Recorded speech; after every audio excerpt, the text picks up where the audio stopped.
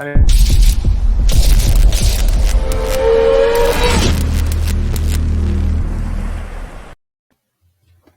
going on, everybody? I saw you see my little glitch there. This is the first time I've ever did a live stream before. Today we're going to be talking a lot with the audience, but first we're going to talk a little bit about the reflections. I would like to introduce some of the people onto the show today. First, we're going to introduce Generation Crypto. He is a mathematical genius. So what's going on, Generation? How's it going, guys? Next, we're going to introduce Crypto Atlas. He was actually voted, in case you guys don't know, the sexiest crypto man of the year. He got the award recently, so let's give a big round of applause to that. And we got RJ. He is a full-time mooner, and he is a genius as well. So let's welcome RJ to the show. What's up? What's up? Let's go. All right, guys. So like I said before, we're going to actually get pretty heavy with the comments today. So all the comments that you guys are throwing out there, we're going to go through them right after we get through a little bit of talking about the reflections upgrades. So right now, let's talk about the new V2 contract, the contract for the V2 reflections. And so who wants to take a stab at this right now? Because I want to talk about the 20% buy and sell with Generation after that. So who wants to take a little bit of a road down the new V2 reflections? Does anyone want to talk about that? Are we talking about just what they're doing with V1, where they're doing 20%, 19% go to LP, and 1% go to reflections? So basically, I'm going to talk about how V1's reflections differ from V2 reflections, because it actually is a huge difference when it comes to the amount of reflections that you're getting. And I think that's one of the most exciting thing about it. And so I didn't know if anyone wanted to talk about the different tier system, where you have the tier system of the buying and the selling, and then you have the tier system of the e-commerce, which is the wallet to wallet and the purchasing of online products. Yeah, so for Safemoon version 2, if you're doing wallet to wallet transfers, it's 2% transaction fee, right? You got 1% that's going out to reflections, and then 1% that's going back to showing support for the liquidity pool. And then if you're doing a standard transaction, we have the 10%, which has now been divvied up to only 2% that's going over to the burn wallet, 4% that's going to the liquidity pool, and 4% that's going into reflections. I did a little breakdown video where I actually did a side-by-side comparison looking at the old version contract for Safemoon version 1 with that 10%, where you did, the 5% split to reflections that went to all wallet holders, including the burn wallet, and then the other 5% that went to the liquidity pool. And what I came to the conclusion of is that on that old variable contract format, that actually identified the burn wallet at about, I think it was 2.14%. So even with that 10% transaction format, and with the fact that you had the burn wallet still active and everything that was going on there, version 2's contract is already better. So now moving forward with the new format that's going to be happening with version 1, which I'll let somebody else go ahead and explain on, it just keeps getting better. Okay, Generation, you want to talk about the new version version 1, the new 20% that they were talking about? Yeah, so they decided to want to incentivize more people to make the migration over from version 1 to version 2. And so they've been playing with a lot of ways they could change things up. So the way the contract's written, they can't actually completely get rid of reflections. It's not possible with the way the contract is set up on V1 like they can do with V2. And so they've come up with a plan to help people out by switching the tokenomics up to 20%, which is twice what they were before. However, in this situation, you get even less reflections. And the reason for that is because 19% of that entire tokenomics is going towards liquidity pool generation, and only 1% of that is going towards reflections. So they started off with the regular 10, which we talked about before, which is 5 and 5. They switched it down to 2% to try to get people to move over. That wasn't working. So they switched it back to 10%. And that 10% was 9% for liquidity pool, 1% reflections. And now it's 19% liquidity pool, 1% reflection. So at this point, you're paying an arm and a leg just to stay into V1. You're getting close to nothing for reflections. It doesn't make sense to stay on the V1 contract, guys. So if you're staying on V1, because I don't even know the reason at this point why you'd still be on V1, you're going to want to make the switch. We've got 45-day window before V1 will no longer even be supported. So it doesn't even make sense to stay on that project, because the liquidity pool will eventually be moved over. So you can't even access or interact with that contract after that's been moved. And then on top of all that, all the innovation and things that we've been waiting for all are happening on the V2 contract with this new tier system in the reflections, which is much greater than it was originally on the original V1 tokenomics setup. So there's no reason not to switch over at this point. Awesome. I just want to add that now we have Adam Bergman. He had just joined the show, and he is the man, the legend. And here's the Adam Bergman. He is actually a ghost. And there he is. What's going on, Adam? Yo, you guys trying to play me with these glasses, huh? Yeah, well, I mean, you can Didn't you get the memo, bro? What you doing? Yeah. No, but you guys trying to play me. I got you. You guys want to play jokes? No, do you have sunglasses? Grab a pair of sunglasses. It is on, guys. It is on like Raekwon. What's up, everybody? Hey, what's going on? Just so you know, tonight's show, we're going to be focusing a lot on the actual comments. So we're just talking about the reflections right now. And I know you recently did a video on the new reflections. Do you want to talk a little bit about the reflections now that you jumped in?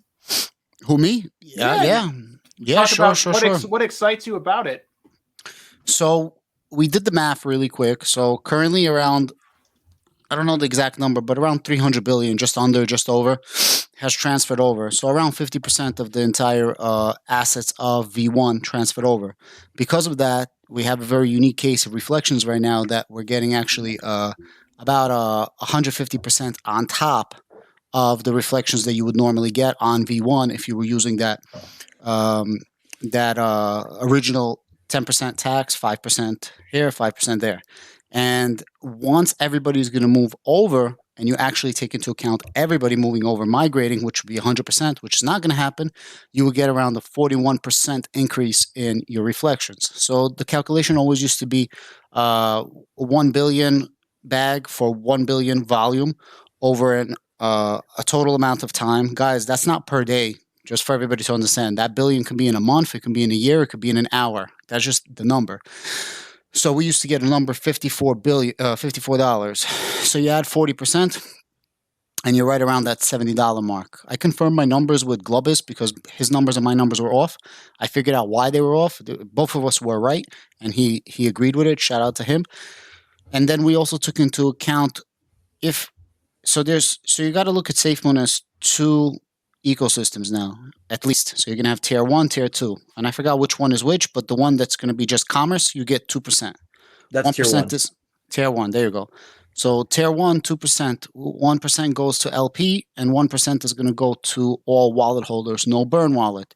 So if you take that into account, if everybody migrates 100% for every billion of volume using tier 1, for every million bag that you have, you would get $17.50, plus or minus, very, very close to that. And then using tier 2, for every billion, with every million bag that you have, you would get around $70, a little bit more than 70, like 71, but let's call it $70. So that's pretty cool. The thing is, around 50% of the wallets actually transferred over, like the actual wealth of V1 transferred over. So it's like 50-50 right now. And in order to do that, we only transferred over 10% of the wallets. So the question is, how much people are actually going to transfer over? I have a rough estimate, and I'm rough estimating somewhere between, the 85 to 90% mark. So let's say, for example, if 90% transfer over, you're going to get an additional 10%. So the $70 is going to be really, really close to high 70s, maybe touching $80, depending on how many people are going to move. So now if you have 1 million Safemoon, as opposed to before, if you had a billion Safemoon, now with everything, you would be getting $80 instead of the $54, which is really, really amazing. So I just want to clarify a couple of things. A lot of people are saying, Adam, I don't get anywhere near those reflections. And what I'm trying to say is, guys, open up your goddamn ears and open up your goddamn eyes when I'm talking and everyone's talking. It's per volume of 1 billion. People are like, oh, I only got like $4 of reflection. Bro, because we don't have the volume. Currently, our volume is around 500,000. That's our volume, 500,000. 500,000 times 30 days. So in a month, you would get that $1.5 billion. So in a month, if you had 1 million, you would be getting around $100 worth of reflections if everyone migrates over. Anyways, that's all I got, guys. Yeah, and also take away, guys, that the amount of volume that we have going on right now is extremely low. If you've been tracking this on a per day basis, we've seen metrics much higher than this. As everyone moves over to version 2, there's less incentive for anyone to potentially be buying on version 1, where we're seeing that split in the daily trading volume taking place. So if everyone is on version 2 and you start implementing, the exchange, the blockchain, other exchanges, more application demands, all that stuff will increase volume, and then therefore we'll be ending up making a lot more. Anything from you, RJ, on reflections? Do you want to touch on that, or you think we beat a dead horse down there with the reflections? No, yeah, you guys got it. Okay, so now that we talked about reflections, because that was one of the biggest things with V2, now we're going to jump over to super chats for a while. And maybe if they're even not super chats, we're just going to start answering questions from the audience, and we'll see if we could do and answer all your questions. So let's fly on over to this one. Like my little fly on, it says, when Jim Crypto on Round Table, from Jai, I don't even know how to pronounce that. Does anyone know how to pronounce that name? Giannis Tampu, LOL, baby. All right. Well, thank you so much for your donation. Is that what they are? Donations? It's like I'm on a I don't know what goes. I don't know how to do this. But anyway, thank you for your donation. Okay. I don't know Jim Crypto. Does anyone know Jim Crypto? Yeah, I don't. I've heard his name pushed around, especially on these live streams, but I don't know if that's a joke or if he's a YouTuber or what's up. But we can look into it. Before I answer it, does anyone know Jim Crypto? Anyone here other than me? I've never heard of him. Okay. Not me. Okay. Listen, we're all about positivity, right? Jim Crypto, he's I want to say he's an OG, but he has gotten an insane amount of flack. He's lost a lot of followers faster than Bergman can lose followers in a video. Because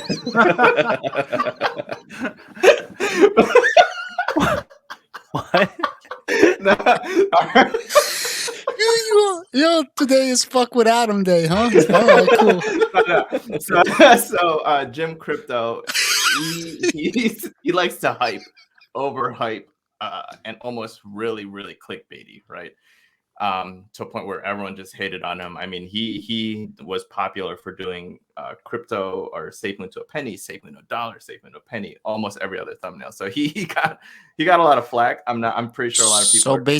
So basically, he hypes up like I do. He's basically as hype as I am, right?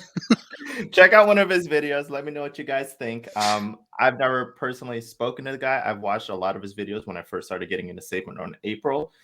Like everyone else, I kind of evolved past that kind of content. But okay, we'll look into Jim Crypto and we'll see. Maybe he'll want to join us, and we'll see if we can lose all our followers. What's the maximum amount of people that we can have on these roundtables at once? I think it's 10, yeah. Okay, yeah. So everyone take that with a grain of salt, right? Anyone that we have that's new that's coming on board, there might be limitations certain weeks. Right. Yeah. So the Great Gooch gave us $2. He said, "Where is everyone else? It's a small group tonight."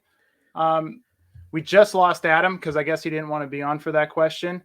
Anyway, we're around the Christmas time, so I believe a lot of people are with their families and they have a lot going on. So yeah, I mean, we want everyone to be here as much as we can get, but not everyone could show up all the time because everyone's schedule is different. So it is a little bit smaller tonight, but maybe more people can be popping in sooner or later. We don't know. I did invite John Caroni to be a part of the show tonight, and we'll see if he pops in at one point. So I doubt it. If he does pop in, you'll just see him say, "Who's Tim?" and then he'll just pop out, and that'll be the end of it. Okay, so now we're on to the Great Gucci again. He said, "What's Gucci?" It's all Gucci, baby. It's a designer, I think, right? Doesn't he make purses? I don't know what Gucci is, a designer, I think. Tim, you're reading it too literal. Too literal. Yeah.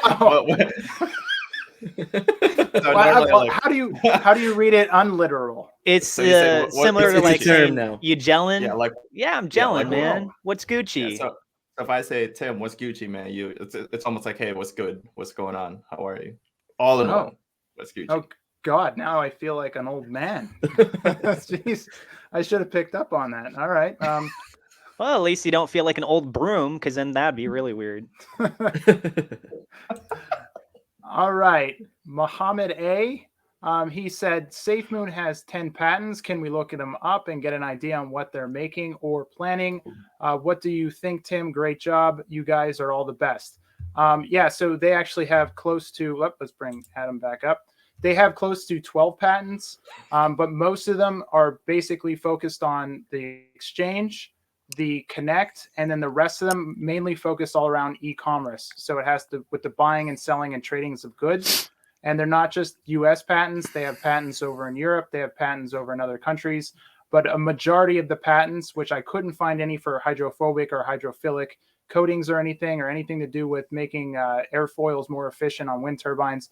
The only thing that I found was just on mainly the e-commerce system, which would be, I guess, their version of Amazon or some sort of trading platform of goods. Does anyone else have any information beyond that? As far as the patents, no, I don't know any detailed information on that. I was wondering, do you know of any that are tied to Safemoon Connect as far as the registration? So the one that I know of that's tied to Connect, that actually has a lot to do with the e-commerce side as well. But I didn't dig into it enough. I think you can do a patent pool, but it costs money, and I didn't do that. So, but I do know they do have it registered, Safemoon Connect, and they have Safemoon Exchange registered under a patent and a trademark. So. Now, do we know if those patents are pushed all the way through, or if they're just pending? No, I think they're all the way through from what I picked up on. But like I said, I'm no patent expert. I just know that they were filed for it. The files are in the system. You can actually Google it yourself. It's under Safemoon LLC, I believe, and you'll be able to pull them all up. Someone did try to steal their logo and their name to try to make money, and he did the same thing with Next, which was an old computer company. And this guy just tries to do that to try to make money off a name. So that you'll see there's like maybe 12 or 11 of patents out there, but one has nothing to do with actual Safemoon itself. It's just someone trying to make money off the Safemoon name. So that's all I could find out about that. I know a patent. Okay, you want to go with it and tell us what you know about it? Yeah, if everybody don't click the freaking like button, I'm going to come to your house and catch all of you guys. We have like 130 likes and we have 500 people in here. Guys, honestly, it's mad hard for us to get together. We all go through trials and tribulations throughout the day. Just give us a like. It takes half a second, bro. Like, if you really appreciate us, show us with a click. Come on, guys. Yeah, smash that like button, share with all your friends. Just so you know, this is not any financial advice. I forgot to say that. Don't spit on your computer. None of this is financial advice, guys. We're not financial advisors unless someone in this panel is a financial advisor, which I am not. So anything you hear from my mouth, don't take it as financial advice. I don't know about, Generation or RJ. I mean, Jesus. I mean, Adam, you sound like you're a financial advisor, but I wouldn't know. Not me. How about you, Crypto Atlas? Are you a financial advisor? I am not, but you did mention Jesus. I think he gave a little bit of financial advice during his time. Oh, okay. Well, that's solid. Hold on, guys. We have somebody that gave us an awesome comment, Tim. This guy's name is D Ano. He says this is cringe. D Ano says this is cringe. D Ano. Why do you think this is cringe? That's a very interesting name. D Ano. How do you pronounce that? What is this, bingo? Anal? The anal. Why do you think this room is cringe? Yeah, that's a good. Maybe he'll respond. D anal. If you want to respond to Adam, go right ahead. Are so ridiculous, bro. D anal. D anal is saying that this room is cringe. I mean, if people got jokes, we're gonna joke, bro. That's what I'm all about. I mean, that's why we're humongous here. A humongous, looking for a humongous man.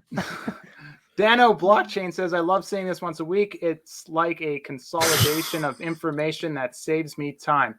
And if you have any questions that you want to ask us, feel free. But I think we went over a lot about the reflections, and we also found out about D-anal. So thanks for that. Thank you so much. Yeah, thank you, D-anal with the cringe.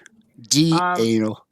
Get Crypto Zeus on the show. Yeah, I mean, if Crypto Zeus wants to come on the show, he's more than welcome to. You guys know Crypto Zeus? Yeah, I spoke to him about it, actually. He might join us in one of these things. We're working on it, guys. We're working on it. What we should do is we should have a night where we do the Twitter leaders. So all the guys that host spaces, so Jeremiah, Chris, Zeus, all of these guys, maybe even Viking, come on and be on the space all with us. So we can introduce all the people that lead those Twitter spaces. Okay, cool. Yeah, thanks, guys. Thanks for the suggestions. and we're doing our best. Hey, Tim, Yes. is there a button somewhere on your screens we would be able to get our like names up on the screen again? Yeah, I don't know how to do that. So I'm actually if anyone doesn't know this, this is my first time. I'm going under banners. I actually tried to do that and under brand. I'm not sure what I'm doing here. Adam with the hot toddies. You feeling okay? All right. I don't know what that means. Display names. It says it's on. RJ's about to burst into flames, bro. This guy is laughing. It says display the names are always hidden when showing a comment. Oh, how about this? If I take a comment away, then I think your names will pop up. Is that how it works? So if I took this away, Adam with the hot toddies. There it is. There you go. Hey, So that's where the names go, and maybe I'll jump down every time I pull up a question. Did you want to respond to this, Adam, with the hot toddies? Are you feeling okay? Are you looking at my titties? What does that even mean? I don't know what a toddy is. But I appreciate it. I appreciate it, bro. Give it me like 490, bro. 490, and I'll show you a nipple. I mean, bro, what is a hot toddy? I don't know what that is. I don't know if we could show nipples on this show. We might want to hold back from doing that. But thank you very, very much for the donation. We appreciate you, Thank you for Dustin. the donation. Yes, sir. By the way, guys, Zeus says he's down to come on the stream, so we'll have to get him up here maybe next week or the week after. Oh, awesome. Yeah, it would be great to hang out with Zeus. All right, let's scroll through here. Oh, hot toddy is a drink. I'm sorry. No, this is not. I apologize. No, this is just coffee. It's iced coffee.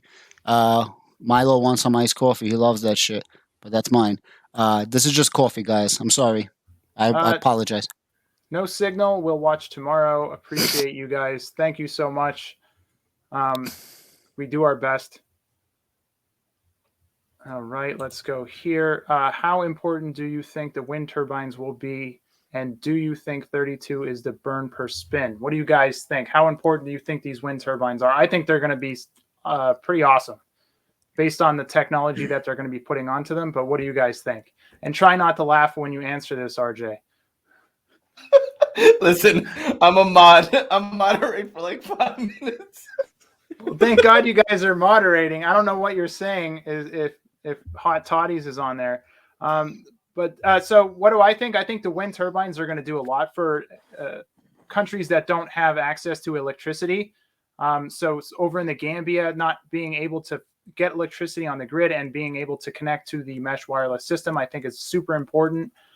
So I think that it's going to bring in a new era of crypto being accepted into governments because they're actually making the investment into these communities and trying to bring them together. And they're investing their technology and their time to better the community. So I think it's going to be super big. As for the 32 per burn, I don't know if that has anything to do with it. What do you guys think about the wind turbines? Do you think it's going to be an important part of the Safemoon ecosystem? I definitely think they're going to be an essential part of it. To the extent, we don't know, just because we don't have the scope. But I don't think that we would have the information that we have. They would put the emphasis on them the way they have, unless they were, to some degree, very important to the ecosystem.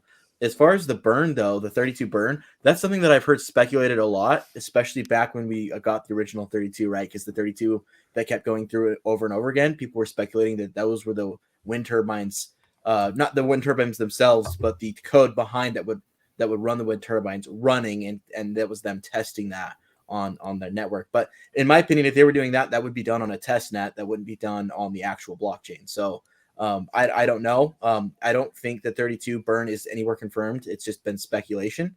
But I do think the wind turbines themselves are going to be pretty important. Okay. Can't talk with RJ and Adam laughing. I know. I read this and I laughed and I figured I'd put it up. Tim, I feel like I met you at Kasona Harbor Market this summer. I don't know. Boy, you guys are butchering your English tonight, reading all this stuff. That's Kenosha. Oh, I'm also dyslexic. I don't know if a lot of people knew It's that. like three of you, three different messages. I just haven't said anything till now. I'm sorry. It's so sorry. Bro, I try my best. I feel like I met Tim at an Area 52 convention, bro. He had like All right, a tin from hat now on. on, since I have a dyslexia and I have a problem reading comments, I'm going to let someone else read them. Do you want me to read the comments?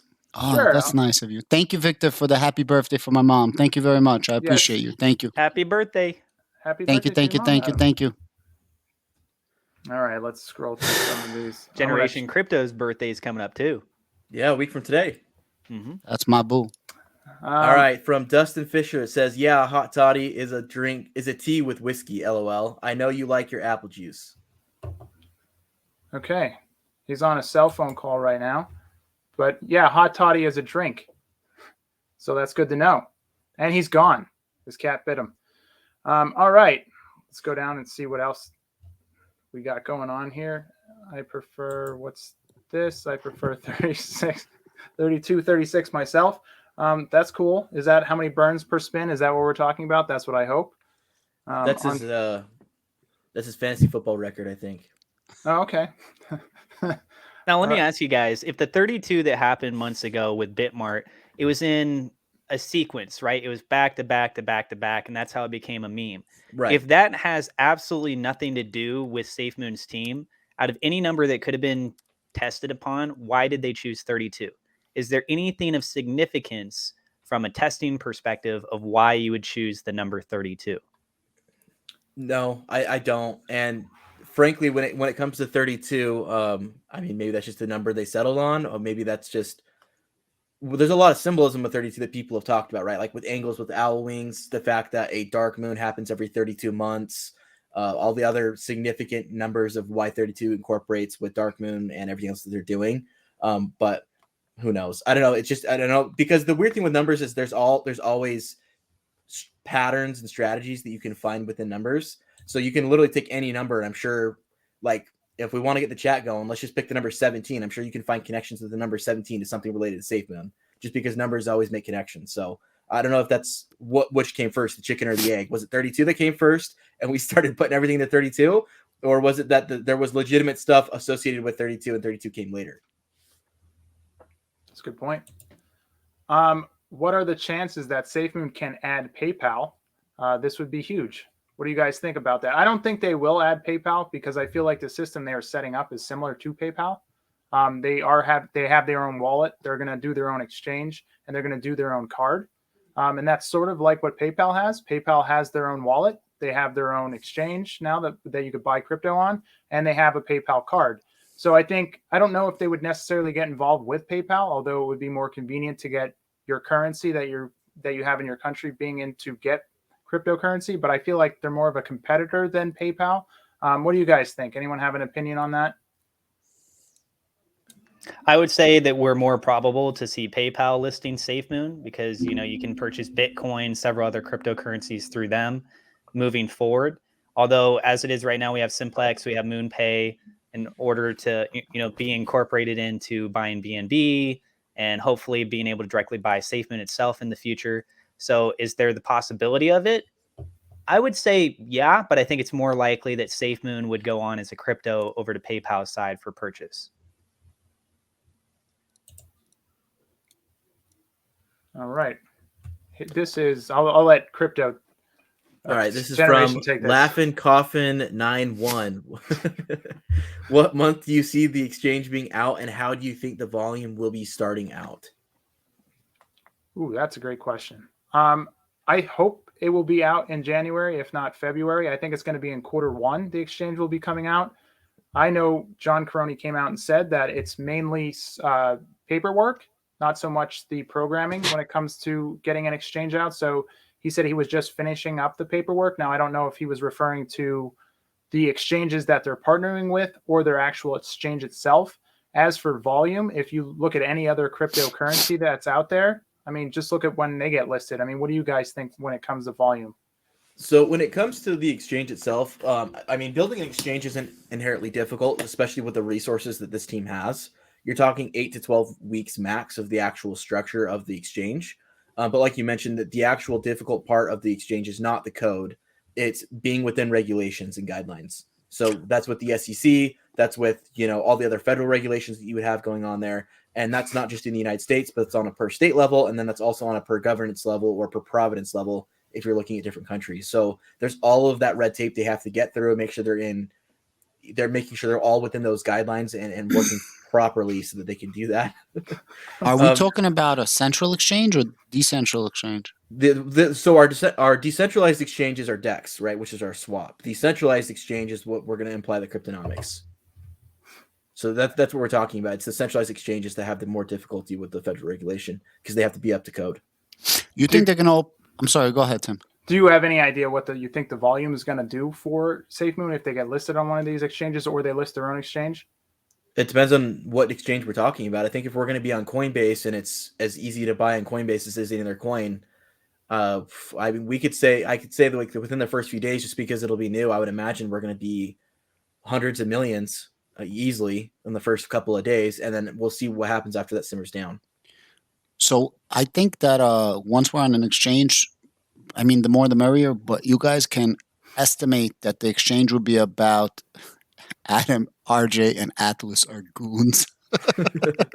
I think that the average volume is going to be around 250 million a day. That's just based on the top 50 cryptocurrencies. I did a quick medium of the volume, and we got 250 a day. So that would be really, really fantastic. Volume. Guys, you think they're going to make their own exchange, or you think that they're going to team up with an existing exchange? That's a good question. Wasn't there a rumor back in the day, like early on, about Bippy Pop? Was that the name of the exchange that they were supposed to do something with? Yeah, there's. Go ahead. I'm sorry, Atlas. Go. That was Bibipom. And I actually did a very in-depth analysis video I published today talking about the exchange and when realistically, based on the metrics of what processes you have to go through and actually to be able to make a cryptocurrency exchange.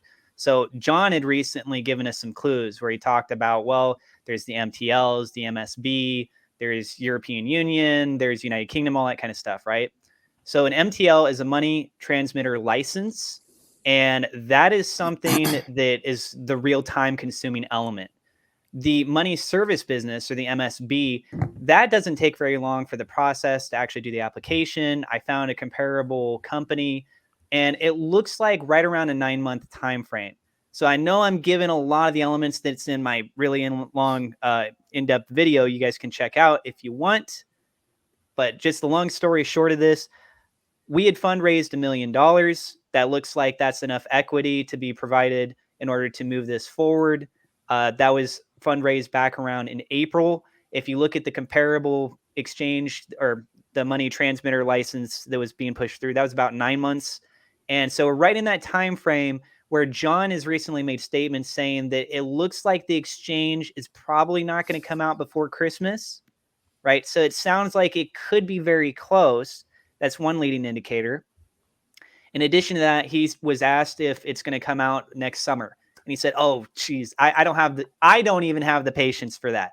So summer is going to be June of next year.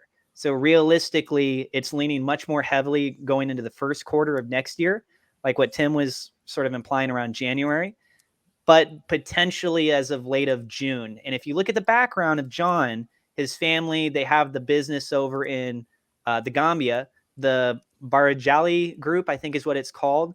And they happen to deal with foreign money transactions. So you have that established in 2019. You've got John, who's coming to this table with his family background already being involved in this space. So it's not like he can't figure this out and he doesn't know what process he has to go through. The exchange itself, he has said that is a very quick line process. That doesn't take very long. All the other red tape going through, the paperwork, getting that stuff approved, that's the stuff that's time consuming. And I think he said that you could do an exchange in something like 2 months or so. So I think we're right in that range where that 9-month time frame comparable looks like we're right there. I would say give it within the next month to as late as June based on my research. That's good analysis right there. Thank you. I put a lot of work into that one. All right. Generation, you want to read through this one so I don't butcher it? Okay. Yes. And for the guys wondering why my head keeps going down, I'm moderating the chat, guys. So if I'm looking down, I'm using my phone to moderate. Let's see here. This is from... I don't want to butcher this. Giannis JT Pomp 3 LOL. Safemoon Army, we are so many that we Gian. Gian is GT. Giannis GT, POMG. There we go. Safemoon Army, we are so many that we could fart all together and simultaneously and move the Earth closer to the moon. Hey, Vsauce, Michael here.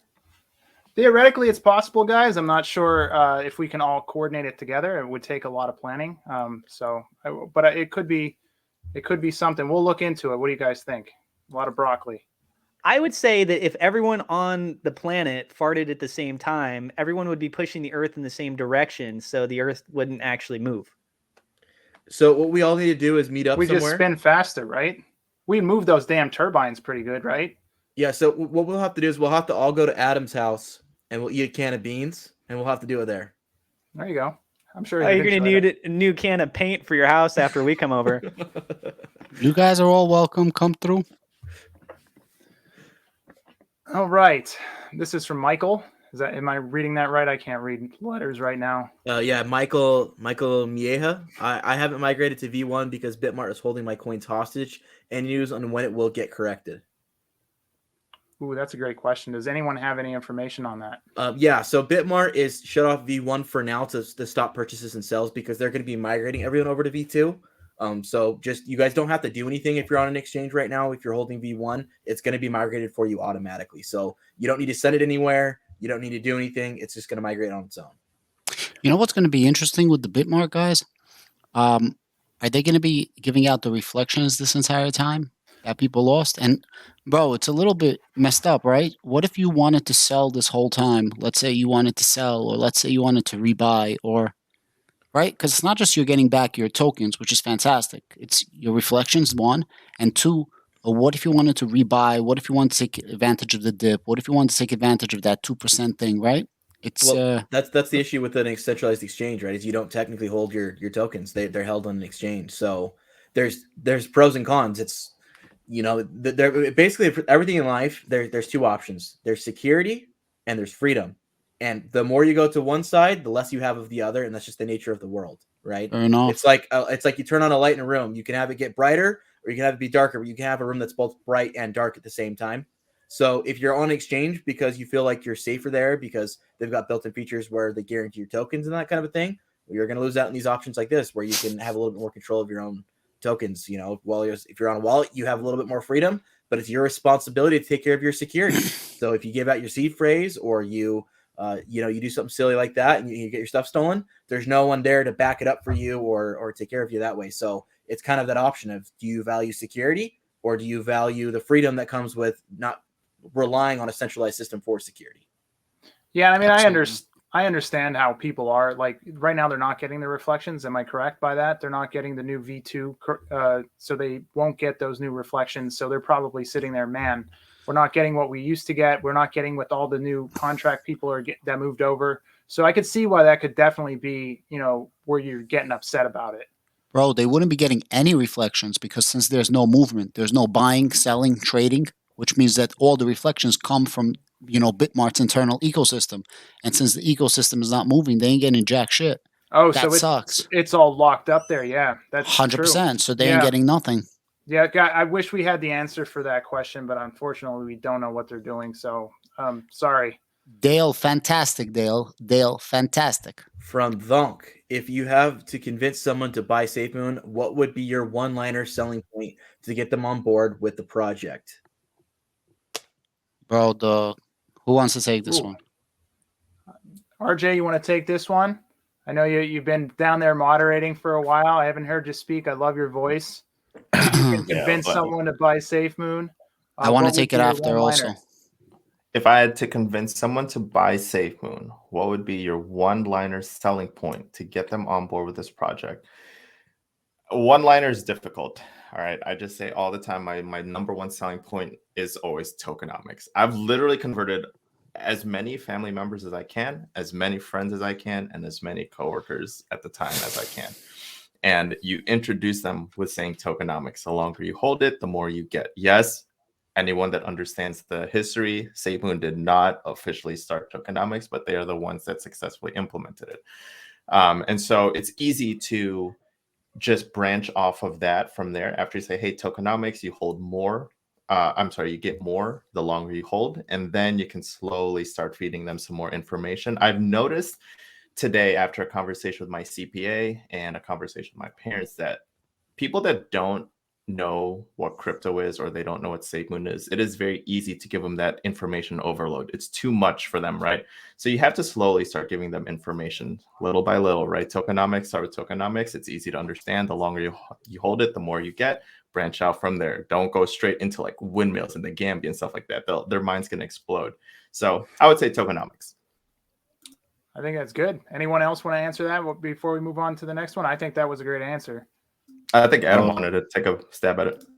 Yeah, man. What I tell people first and foremost, and one of the main reasons why I got into this, and the main reason why I stay in this is the Safemoon Army. That's our strongest asset. Above and beyond everything else, above and beyond anything, and it's just the Safemoon Army. Without us, this would be done. Just look how we stick together when things suck. And bro, when you have a cult-like following, and we have a cult-like following. I don't care what anybody says. Everybody knows that. It's very hard to break a project like this. We might be down a lot, but we're not going to be out. Eventually, we'll find our way. So that's what I tell people. I agree. I feel like this is a hard one because it's a very specific question. They were asking a one-liner. So if you have to condense everything down basically to an elevator pitch, you just got one line that you could say with it. Just thinking on the spot right now, I would probably say something along the lines of, think about an investment opportunity that you missed out on because you didn't take the chance, and realize that with what we have right now, it has the community backing and the roadmap projections that gives every indication that it can not only be successful, but it could be a leader, in a growing industry space that is blockchain technology. And ask yourself, are you willing to miss out on that opportunity once again? That's longer than one line, Atlas, for sure. Yeah. What's a run-on sentence? So just keep putting commas in there. We'll just commas and ands, and you're good. my I guess one-line zinger would be SafeMoon is going to be the Amazon of cryptocurrency. That's pretty good. Mine is, and I guess my reason to explain that for people who are like don't understand what I mean by that, they're not the first in the space, but they are the ones to build an ecosystem that took over the space. It's a good one. All right. RS Minton. Any ideas what Charles Caroni does as the new VP in charge of operations? Seems like he'd be part of the core team, vocal and visible. What do you guys think? Does anyone know much about Charles Caroni? I know he's super tall, but other than that, I don't know much about him. And he's John's brother, right? Vital part of intricate detail. He's basically the hydrophilic and hydrophilic nanoparticle of the entire Safemoon ecosystem. Super intricate. And without him, we would be absolutely nowhere. Imminently nowhere. Water bounces right off him.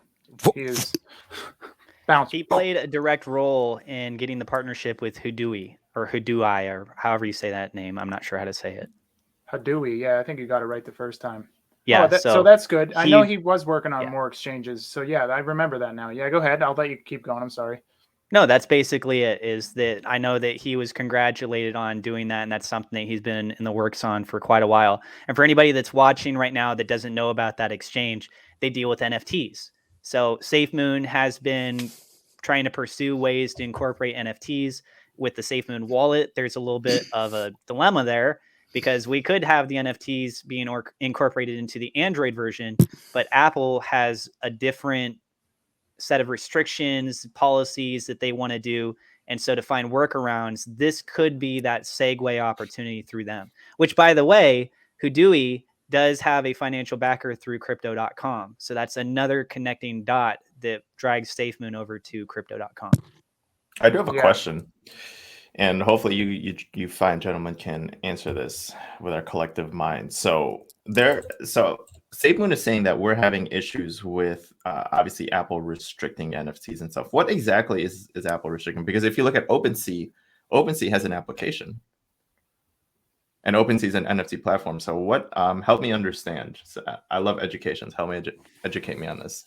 So I know Trust Wallet's been having that same issue when it comes to Trust Wallet. They're actually blocking all dApps on Trust Wallet when it comes to iOS. It's not just NFTs. So anything to do with that on Trust Wallet's being blocked.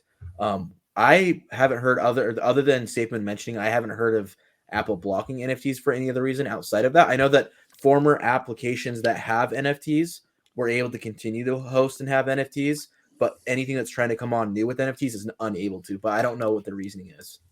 My Okay. suspicion is that it's got to be similar to what happened with Epic Games, where Epic Games was monetizing with Fortnite through their V-Bucks system, but they were essentially trying to redirect their customer base to not showing support financially in the app because, you know, Fortnite's free to download, but the money Sure. comes in from all the microtransactions. So if you circumvent that, which all the stuff that is bought with V-Bucks, those are NFTs in their own regard, right? They're non-fungible tokens, the costumes, all that kind of stuff.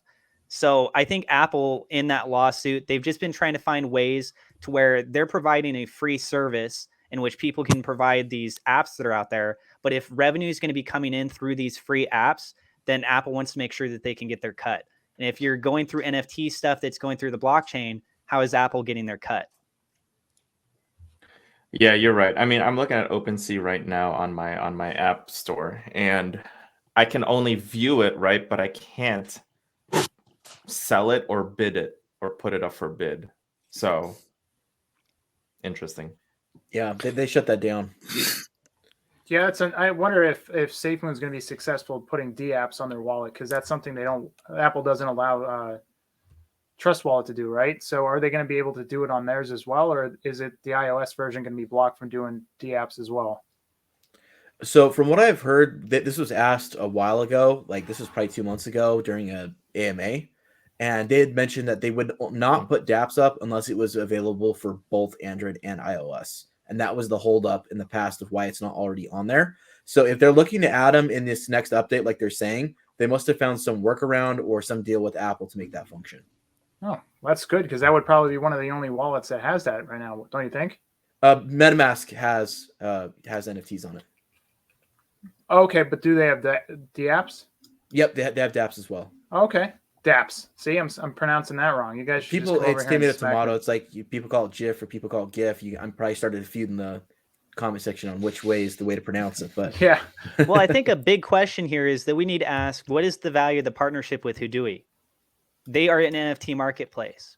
So Charles, everyone congratulating him internally on the team for finalizing that and moving forward. As it is right now, Houdui's coin is what's listed on the Safemoon wallet, right? So you can make a swap over to acquire their coin. That's all fine and dandy. But how does that NFT themed cryptocurrency and Charles doing all this work, where does that marketplace come into the role with Safemoon's progression forward? Is there something that's going to redirect to them? Is there some way to incorporate that into the wallet itself? Are they going to be involved in that in some regard? I think that's a great question. I don't know if you guys have any theories on it. I have no theories on that whatsoever. I'm going to defer this to Adam. I think Adam's got something to say on this. No, I don't got nothing to say. That's good. Let's ask Lord Beerus. All right. Adam doesn't know what I'm talking about. No, he doesn't. Adam, you don't watch Dragon Ball? I don't. Yeah, he doesn't watch that. Atlas. Only don't you watch me it will either. understand. I understood that one. Yes, generation. Bro, Big I fan, by the way, big fan. I read finance books and watch documentaries. I'm a geek. So do I. Oh, wow. I don't read finance books. I apologize. Long story short, there's a character in Dragon Ball Super that's called Lord Beerus that looks just like your cat. Oh, but purple. He's a bald god that's looks like a cat. Okay. all right. No, the Ron. NFTs is interesting, Tim. Sorry to butt you. No, interrupt go right you. ahead. The NFTs is an interesting topic of conversation because, as you guys already heard, right? I think we covered this possibly last week. It was like a teaser, right? John was trying to tell us, or was it Ryan that was trying to tell us that their partnerships with an NFT provider for next year is ready to rock and roll, but they didn't publicly say it was Hodui when he said that, which I found interesting, right? They have a recent partnership with Hodui right now, but when they mentioned it in the last Safemoon Sunday, they didn't say Hodui. So I don't know. I also know I'm working with Z Dundee, and I know Adam, he's done some work for you, right? He tried to create an account with Hodui, and apparently they were, not to smack talk Safemoon's new partner over Hodui, but I think it was not a pleasant experience. I know we've seen some people on Twitter that says they've minted already on Hodui, which is cool, but it's interesting. It's interesting for sure. Yeah, shout out to Z Dundee, man. Cool dude. Yeah, for sure. Very Yeah, I helpful. agree. Shout out. Oh, I just thought of something. What if the partnership with Hodui is similar to what we were talking about with the possibility of the exchange acquisition in the early days? So what if Hodui is one of those things where it's like, yeah, we now accept their crypto, and then a month, two from now, all of a sudden it's like, hey, by the way, we bought them out. We're renaming it as Safemoon.nft or something like that, and you can just go straight to the marketplace and be doing it through there. That would be dope. Yeah, that'd be That would be pretty really, really cool. Yeah. I honestly think that they're going to be, I don't want to say acquiring, but I think they're going to be partnering up with somebody that's existing. So somebody that's existing is going to give them a platform, and SafeMoon's going to give them more clout because of the SafeMoon army, and they'll be like, listen, we're instantly going to bring in 3 million, I mean like 400,000 holders of SafeMoon that can contribute to your platform. Yeah, I suspect that with the exchange too, that they might be teaming up with someone in the exchange and taking that over. I looked a lot into the Unizen exchange, and that exchange is pretty cool looking. And they've already went through a couple of renamings of that exchange because they just really can't get people to bite into it. But it actually does look like it is a pretty solid exchange. So if they did partner with anyone, SafeMoon has this huge crowd, this huge army, and obviously I think it would be a very good partnership if they didn't take it over and then rename it the Safemoon Exchange, because they just renamed it Unizen Exchange. It was something closer to that, but I think they might be taking something over. Can we take that guy's question? My stick, he says Coinbase doesn't have the ability to work with BSC network. Why the speculation? I agree with what he just said. I have no idea why the speculation is there. Coinbase openly says we don't have the ability to support Binance.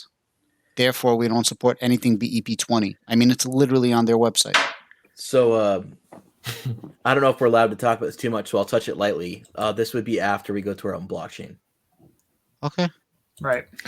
Yeah, there's and you guys already know, right? My style is not really about speculation and stuff like that. But Yeah, that's why I said I'm just going to touch that lightly and leave it where I'm going to leave it there. I'm not going to dig into that, but that would be the answer to that question. Right. Yeah. I'll do speculation on it. So one of the things that we noticed is that the Coinbase wallet has made its own update now, so you can actually see, at least on the wallet side, other tokens on other chains. So instead of just seeing the ERC20 tokens, you can now also see the BEP20 tokens. And so that's one progressive step forward. Next thing that you need to ask yourself is that look at other exchanges that work with both the Binance Smart Chain tokens as well as the Ethereum tokens. Binance is one of the examples, right? Like, you don't have to be restricted to only one blockchain when you're looking at it as a perspective where you have Coinbase that's a publicly traded company now, right? There's a lot of money that's on the table in a lot of different ways, and they're continuously trying to progress forward and being leading innovators in the space. So just because their website says right now that they don't accept it doesn't mean that they haven't been going through all the steps on the back end in preparation to start accepting it. That's a lot of extra revenue that they could start tapping into that they're not actually getting right now. And they want to make money. That's their business, right? Right. Fair enough. And they did say they're going to try to list as many as they possibly can. So I think that is something, could be coming in the future, but, there is it's just still all speculation, but there's a lot of things hinting that it could be coming. All right. This question, wouldn't an auto migration push dead wallets over? There's not going to be an auto migration. So if they're left behind, they're left behind. They're dead.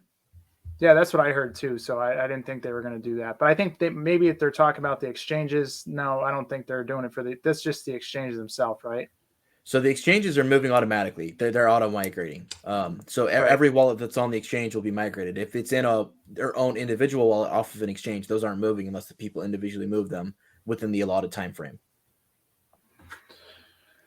Shannon writes, number 32, germanium. Jesus, here I go again. Used in a solar on satellites in space. So that once again, there's more that number 32 where people are finding it everywhere. There's also was a Starlink satellite that had to be pulled through the atmosphere and burned up because it was malfunctioning in the mesh network, and then they had to resend it back up. So there's a lot going on with 32, and like you said, the 32 with the degrees of the herringbone of the owl's wings for better efficiency when it comes to wind turbines. So yeah, I'm not sure if that has anything to do with it. I mean, this all one of those things is no one really knows what the 32 means for sure. Do you mind if we take this question from Safemoon Zeus really fast? Yeah, can you? Where is it? All the way at the bottom? It's not a. Yeah, it's towards the bottom, but it's not a. Okay, yeah, Just just super chat. Bro, no, read it fine, out. pull it up. Yeah. All right. Question for the panel: who is doing an NFT between you all? Oh man, I need to get on this. Like creating. You guys are creating NFTs. Yeah. Yeah, I'm gonna- I've made one and published already. Let's everyone give it a chance to explain it. Do you want to start at the bottom with Adam? We'll move our way up. Yeah, sure. So I already started my last couple of emojis that I made for my members. So I'm making those emojis into GIFs, like moving emojis essentially. So I was gonna do that, and I was gonna do a NFT for the GIF, one of one. And if you get that, I'll also hook you up with a hoodie, one of one, and sign it. That's gonna match that GIF. But I realized that that's very small thinking, and the real way to get into NFTs is to start a line. So I thought it's all about making one and whatever, and then make another one and another one. No, the real money and the real way to do it from the business aspect is to create a line. I'll still probably do the NFTs that I wanted to do, but eventually a line. I'm just trying to do the shit full time, and then I'm going to knock out mad stuff in this field. There you go. Atlas. Yeah, so I would agree with Adam that the NFT space, if you're looking at it from a visual art side, there's a lot of opportunity that comes into play when you're doing collectibles. So if you make a series, then a lot of people can come in. You've got different rarities, for example. It makes it more fun. It makes it a little bit more vibrant. And there's some easy tutorial guides that are out there currently that can teach you how to be able to create the assets, and then the program will auto-generate a massive amount for you. So as we continue to move forward, it's nice that we're being provided resources by the community to be able to be engaged in this ourselves. And so for myself, personally, I've published one NFT currently, and that one I was planning on making a series. It was not an actual like mix and match kind of thing, which I think is what Adam was looking at doing. And I still have intentions of doing.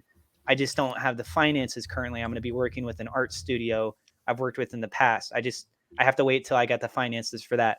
But this one that I did, I was essentially trying to incorporate the mechanisms of how blockchain technology works in just a visual medium.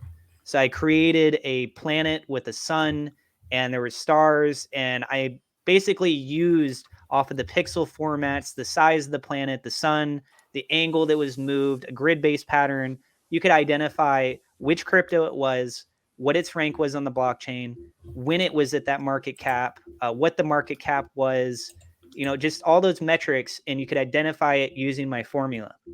So therefore, if I was to make more pieces, each subsequent planet that was made inside of this art, and every one of them, the sun's going to look different, the planet's going to look different, that kind of thing. You could subsequently start to chain them together just from a visual side. So if you printed it out, if you looked them up online, you could say, all right, this is the one that came before that one, and it creates it in its own sort of universe. That's awesome.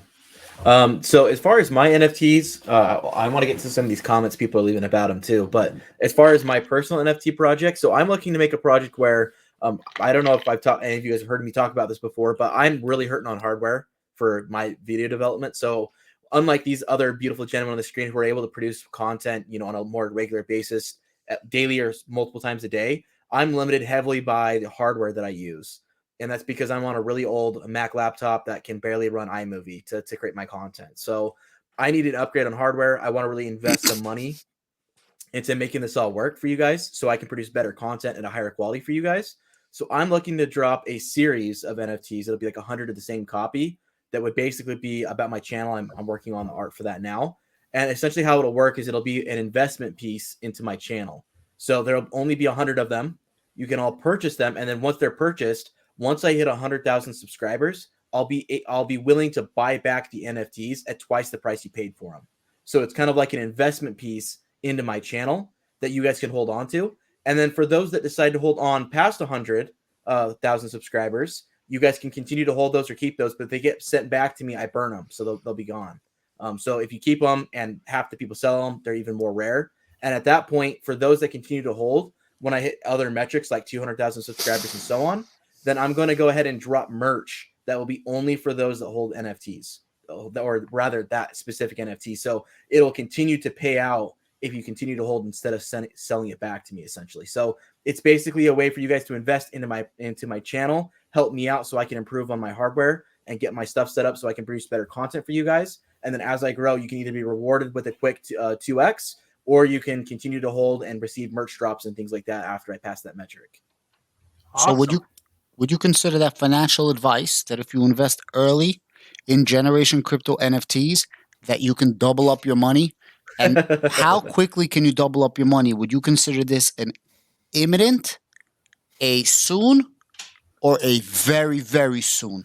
It would be a very, very soonly imminent is how I would word that. Bro, whoever handles that Twitter page, bro, they hate me. All right. So I do want. So you guys are approaching NFTs really, really interesting. It's really cool. You guys are like doing it for income generating and like those models, right? I was working with Z Dundee. He already knows. If you can show this, Tim, it's on the bottom there. He made me, and I'm just a collector. That's all I am. I love collecting NFTs, and so he made me one that spins. It's on the Polygon network. It's on the bottom. If you could just hit show. I'm sharing my screen. There's so many comments that I didn't get through. You guys must be ripping through these guys. There's a lot of comments for Very sure. active. Just so everyone is aware, Generation Crypto said he will shave his head if he hits 10,000 subscribers by the end of this year. So if you want to see that guy lose his mop there, go right ahead. And not only will I shave it, but it's going to be on a live stream, so you guys will be able to see it happening live. So are you going to do your eyebrows? This isn't just going to be a picture afterwards. You're going to do your eyebrows too?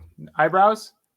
You know what? I'll make a deal. If we hit 15,000 by the end of the year, I'll do the eyebrows too. All right. And then if we hit 20, the beard will go too, because I'll just be a bald head at that point. And if you get to 20,001, he'll shave his girlfriend's head. I did have a conversation with him in the background, and he said if he hits 100,000 by the end of the year, he's going to post Malone his face. So just in case you guys are wondering. And by the way, that excludes bots, guys. So there's no buying bots and buying 10,000 subscribers at once. This would have to be legit subscribers. I could not find the comment. I know my voice cracked, Bear Claw. It's because it's emotional. Okay, I love my hair. All right, let's go back to the super chat here. I love listening to you all. This is from Hugo Hernandez, home and work.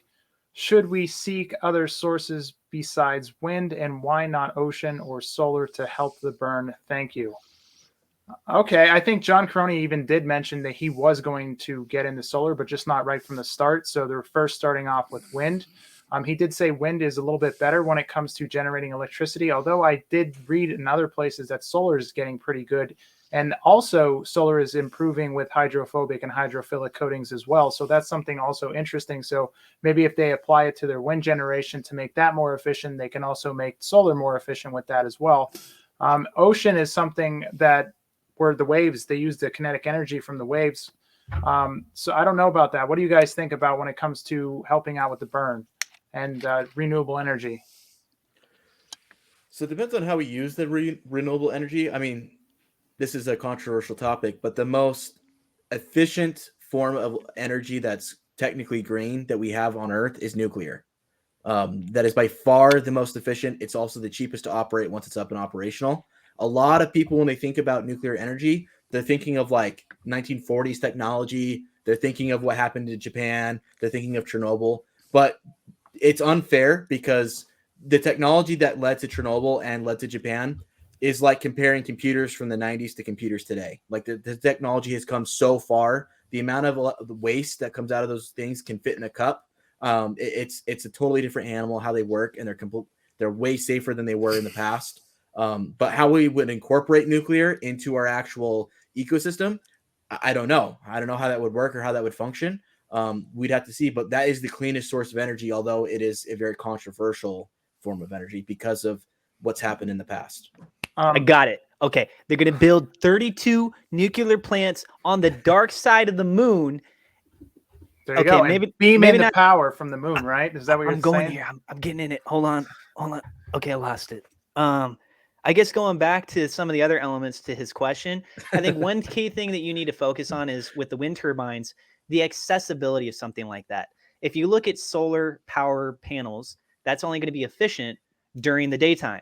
If you look at things that are dealing with the ocean, well, what if you're not close to the ocean, right? If you can generate some form of electricity that works day and night, and the wind is just minimal, it can perform with the hydrophobic, the hydrophilic, so it requires a very low threshold to be able to make that energy. And if you create a grid system where it can feed into, there's storage capabilities with it, I think that the precursor to the solar panels, to the anything dealing with the water, the wind turbines is going to create that baseline, and then everything else can just help accentuate that and probably help build off in the elements of like the mesh network, the macro IoT, the decentralized internet aspects. So I think they're choosing a good foundation first that's the most broad. Everything else should follow.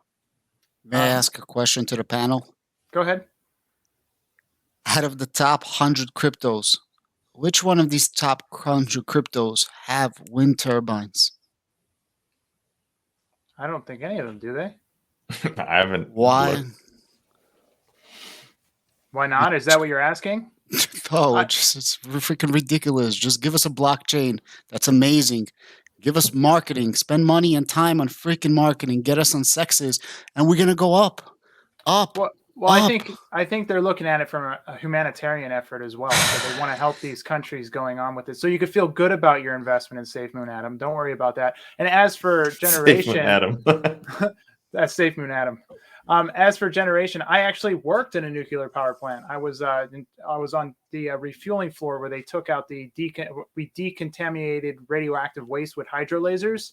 And a hydrolaser is like a water sword. It's pretty cool. But you get a lot of radioactive waste, and when you're changing out the spent fuel rods. So although it seems green in the thought of it, because you're not really burning anything, and the stuff that comes out of the stack is just water steam from cooling down the rods, which is actually pretty cool. But it's trying to get rid of all that radioactive waste once you clean up and you change out the fuel rods. So that's one of the things that isn't too green about it. And that's what actually happened in 3 Mile Island, is that the water level got too low and it just overburned everything up there. So in a way it is, green when it comes to that. But if you looked what happened in Japan when that tsunami came in, and now the whole area, I think it's 35-mile radius, is just radioactive and people can't move back there. You got to think about the environmental impact at that aspect of it. Now, I do know that the nuclear power plant by where I live, it's about 50 miles away. They are building a 32,000 square foot warehouse, and all they are doing is they signed a deal with NVIDIA, and they are building a crypto mining rig system that just runs strictly off nuclear power. They said they will make more money mining for Bitcoin than they would selling the power to people. So that's what they're going to be doing now. They're not actually going to be generating power for the communities. They're going to be taking all their power and just trying to make money on Bitcoin with it, which I found is very interesting. Can I say two things really quick? Sure. First of all, I think we kind of ran over what RJ was trying to show with his NFT. I think we should go back and let him show that. No, we can do that later. We can do that. Okay. I know I feel like we there's been a lot of steamrolled you people- on that, so I feel like we should go back. But other than that, I kind of wanted saw to, people. albeit jokingly, go back to what Adam was saying about what other projects have wind turbines. None that I know of, but I do know of one that's trying to get volcano energy involved, and that's Bitcoin in El Salvador. So they are trying to harness volcanic energy. Yeah, absolutely. Technically, it's not Bitcoin that's doing it. Technically, it's an actual country that's doing it. Right. And they're building, and they're building an actual beginning of a smart city, not this nonsense Taft, which is a mediocre development for middle class people in this country. But that's okay. But yes, I agree with you. The volcano is El Salvador's that's using natural resources, and that's fantastic. That is great. But that has nothing to do with Bitcoin. And so I wanted to elaborate too. The ASIC mining rigs, which is what you use for the proof of work consensus model mining, Bitcoin, Ethereum currently, until Ethereum finally figures out if they ever figure out Ethereum 2.0. I'm sorry, I'm laughing at that. It's anyways. So which I don't think they're ever going to get. Yeah, that's a whole other topic we can get onto, I'm sure. So when you look at the forms of renewable energy, this is one of those dilemmas where Elon Musk was like, hey, I'm pro Bitcoin. We're accepting Bitcoin now. You can buy Teslas with it. And he invested $1 billion+ into it, right? And then it was a month or two later, he turns around and says, oh, this isn't very eco-friendly. We're not going to support. And everyone's kind of like this, like, wait, you just invested $1 billion and you're saying you didn't even do the research into it? And technically, it is more eco-friendly than what a lot of people give it credit for. It's the forms of energy provision that is the issue. So when you look at China, China was very prominent in the mining aspects of Bitcoin, but they were doing a lot of their energy resourcing through coal mines, which is obviously not eco-friendly. But there are a lot of different places out there that use solar panels. They're using water dynamics. I would not be surprised if they have incorporated wind turbines. I haven't seen a confirmed case, but to be fair, I haven't actually tried going out and looking in it. But if you're just trying to generate electricity to power a mining mechanism, any mechanism that is using the proof of work consensus model, a wind turbine theoretically could be applied to something like that. Just not in the way that Safemoon is trying to progressively move forward with it. Yes, but these wind turbines and these renewable energies, at the end of the day, these are businessmen. These are businessmen that are opening up mining companies for specifically Bitcoin, and they're trying to figure out the cheapest way to produce income. That's all it is. That's what it is. It's not that the Bitcoin is producing some wind turbines or something like this. So I hear what you're saying, but that's not the correct argument. So in the mechanism, and that's why I was trying to finish my point, is in the mechanism style that Safemoon is trying to progressively move forward. John Caroni has said that what they're looking to do is not proof of work, but is something that's similar to it. So in the aspects of where wind turbines are being used potentially with cryptocurrencies, not necessarily the same way, but they're being utilized, it is very likely that they could be used just to power the rig machine. But the rig machine is then going through its entirely different process. So nothing like what Safemoon is trying to do. I do have a question. That's a big takeaway for sure. Well, let's go, Adam. So what are you wanting out of Safemoon? Just any other normal crypto where you just want them to release a blockchain and exchange and reach top 10 just off that basis? I would like them to learn how to walk before they're trying to run a marathon. And instead of concentrating on being the next Tesla or whatever they're trying to be and using big fancy words, I would like them to concentrate on the core mission of making sure the price goes up. What I'm trying to say is going strictly 100% from a business standpoint, nothing else. That's all I always cared about. I've kept it 100% true since day one. From a business standpoint, it's not that difficult to get the price to moon up. It truly is not. And if they get this really, really cool blockchain, which we all hope it's going to be something good, plus use the money for marketing and get us on a lot of sexes, I think that the price of our Safemoon is going to moon up. I honestly think they're using words like turbines and all these things. They're never going to be able to mass produce this energy source to help on any significant scale. I've said it since day one. This is my opinion. You don't have to agree with me. It's my opinion. I'm Okay, positive they will come out with turbines. I'm positive they will. And it's going to be more like this is what can be accomplished as opposed to this is what we are accomplishing. And that's my thing. So that's why I don't. So when you're asking me, what do I want from Safemoon? At the end of the day, what I want from Safemoon, I want the price to go up. And I believe that there is a better, more efficient way of doing it. And if you want to change the world with whatever you want to change, that's fantastic. But learn to walk before you're trying to run a marathon. That's all I'm trying to say. Okay. I'll bite, right? Are you invested in other projects? Yes, sir. Okay. So let's just keep it plain Jane, right? I'm Let's invested go. in other projects that have learned to walk and are not on their own blockchain yet, right? And their prices show that. I don't want to shill it. We can take this offline, but there's projects out there that have separated themselves from other projects based on what their beliefs and their core fundamentals are, right? We all agree that Safemoon is a technology company, right? They're not just a cryptocurrency. They're not just like a Binance that's trying to release a blockchain and an exchange, right? So if that's what you're looking for, I mean, there's other projects out there that completely disregard that argument because they don't, and we can talk about it offline on the projects I'm invested in, but they are of the $400 mark per token running on Avalanche, running on Binance. You know what I'm saying? So that's all I'm saying, man. If that's what you're Guys, looking for out of SafeMoon, I'll it's tell just for a you. blockchain and an exchange. So do you No, mind if I hop in really quick? go Just ahead. Go really ahead. fast. And then So I'll rebut. yeah, so Adam, because I agree with you to an extent of what you're saying, because I agree that you need to have proof of product, not just talk about what what you're planning on doing or what you would preferably like to do in the future. For you, is it more about don't focus on these humanitarian efforts because you should be focusing on what you are, which is a cryptocurrency, or is it more of if you guys have products proving you're doing what you're doing and you were at that point already, then we can talk about it, but you're talking about it too early, or like where are you on that as a whole? I think they're talking about it too early. If they were generating the money or something to do it, it would be fantastic and do something, right? I think they're doing about it too early. I think they're trying to deflect people to not concentrate on the goal ahead. And that's my issue. They talk about these things so that people don't pay attention to what's happening.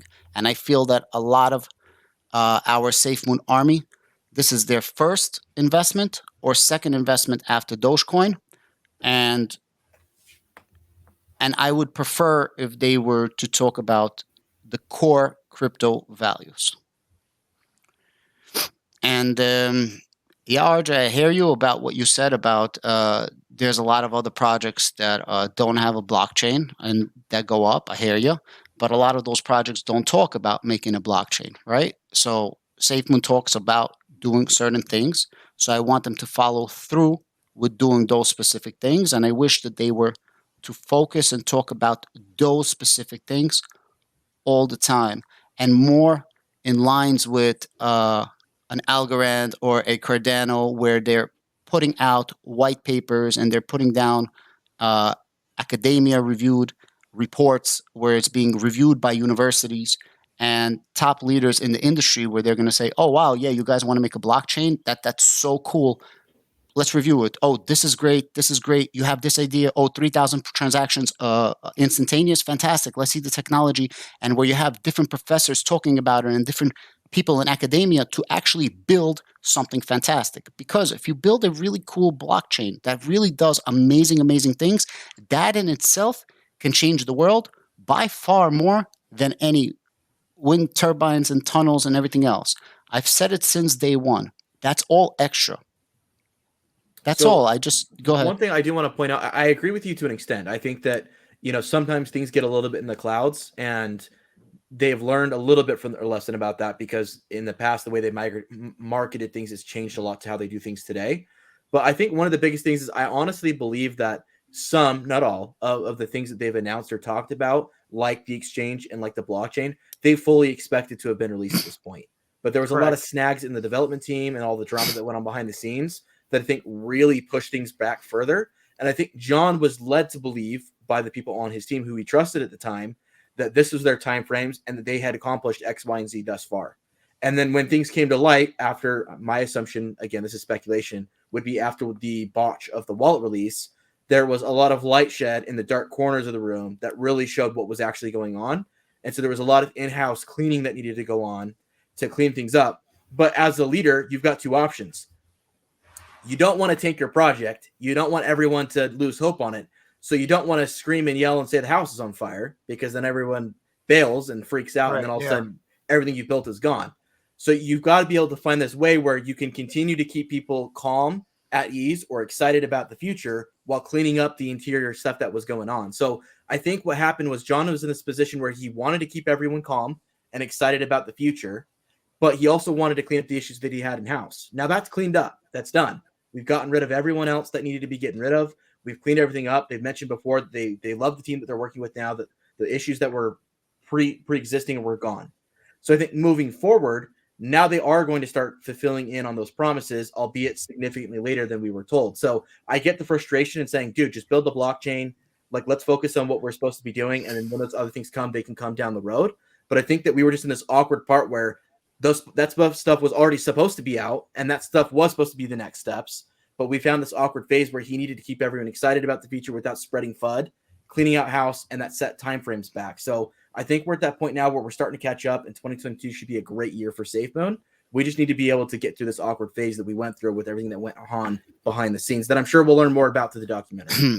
So I hear what you're saying. And guys, I'm investing in Safemoon. I'm investing in the Safemoon army. You are? I'm just going this. I'm just, despite what it sounds like, I'm just invested. We all have our different points of what we're investing into. I'm investing because of the 500 people in here. I'm investing because of the 4 other people on this panel. And I'm invested, on behalf of the other 500,000 actual holders of the project. Let me ask you guys a question. Tell me if I'm wrong. So can we agree that Safemoon is they're trying to establish themselves as a tech company, and they're trying to say we're going to do amazing things? Is this okay? May I say that? Right? Yeah. Okay, fantastic. Yeah. And I think they're trying to help people too. Yeah, okay, no There's problem. a humanitarian effort involved. Yes, great, fantastic. They're saying that we're going to do something. We found ways to do something better, and we will do it. I'm not against it. But let me ask you a question. If you're invested in not the Safemoon culture, not the Dogecoin culture, not the SHIB culture, you understand what I mean? And the different, like OG coins and things like that. And you look at this company that says they're going to do such amazing things, and it sounds freaking phenomenal. Absolutely phenomenal. I'll admit it sounds phenomenal. But then you go on their website that they can't even update their website. Right? Did anybody look at their website? Do you guys see what I'm talking about or no? Yeah, I know. You guys know what I'm talking about, right? Safemoon version 2, you look at things, bro, and you're like, it looks why like haven't they made changes yet? Complete and utter shit. So then you have somebody that is saying, we're going to do these amazing things, and I'm for it. But make sure you dot your I's and cross your T's, because you just look memeish, saying you're going to do these amazing things, and such basic technology like your website doesn't look good. Don't forget, they just changed out who was in charge of the website. They're working on You can't do that. You can't do that. They have a team of 100 people. I own a business. No way. That's not how it works. One person is fired or they leave, you have somebody that's going to back them up. And if you don't, you code your own website. That's not how it works. Anybody that runs a business understands that. And that's my issue. Learn to walk before you run a marathon. You want to build wind turbines? You want to do this? You want to do that? Fantastic. Follow through and get it done and keep moving forward. But don't say we're going to do this and that and that and that and that and that, and then you don't get the basics. That's all. That's why I'm so critical. And Adam, fix your website. I think you have an amazing point. I'm not disputing that point. I think it's a great point that you're making. There has been a lot of shortcomings along the way with Safemoon. Like I talked about the wallet drop. I think that was a massive blunder that obviously shed a lot of light on things and how things were running under the hood. I think the points you're making about the website are valid. To me, my biggest thing is the only reason I'm not as harsh of a judgment upon the project right now as you are, I would say, is because I'm waiting to hear what we're going to learn about Project Phoenix. I'm waiting to hear about these other reveals that are allegedly coming over the next few weeks. And if those reveals are more of the same, of just more empty promises of all these amazing things in the future, I'm going to be landing on your side of the ship, where I'm going to be like, hey, like we need to start actually implementing stuff and just stop coming up with the new ideas of potentially awesome things that You can said, come down the road. when did you say first quarter of 2022? I'm saying within the next couple of weeks with the Project Phoenix announcement that's allegedly supposed to be within the next few days. So I'm saying we're supposed to get some pretty big information that's going to be information that was beforehand behind NDAs, right? If we get real information and that information sheds light on why things were, I mean, we know that why some things were delayed, right? We know what happened with the team, but if we start to see real products and real timelines that are, hard timelines and hard things, like, okay, we're getting the exchange in January. I'm not saying this, but I'm saying if they announce this January, the blockchain's coming out a week after that, or it's come out today, or it comes out tomorrow, and we start to see some real like boots on the ground products, I'm going to stay optimistic and I'm going to say that what they're doing is great. But if we get, we get pushed through the next quarter and it's more of the same of just more promises and things in the future, I'm going to land on your side of the ship, because it's not fair to the investors to continue to always be optimistic about things when criticism is due, if that makes sense. So we've been promised some things in the short term. And if we don't get those things, I'm not saying we should flood the project. I'm just saying we should be serious and talk the technicalities and be realistic. We shouldn't just be on, And where I'm coming from. Can I jump? Can we just Go ahead. can we just cut off this for right now a little bit? Because I feel let's just get back to some of the questions. Is that Let's okay? rock and roll. Yeah. Let's get back to some of the questions, just because I want to make sure that people in the audience were addressing their questions that they have. Is that okay? Yeah. Rock and roll. Cool. All right. One liner. Want to go to the moon safely. #moon. Question: what will happen to P Safemoon?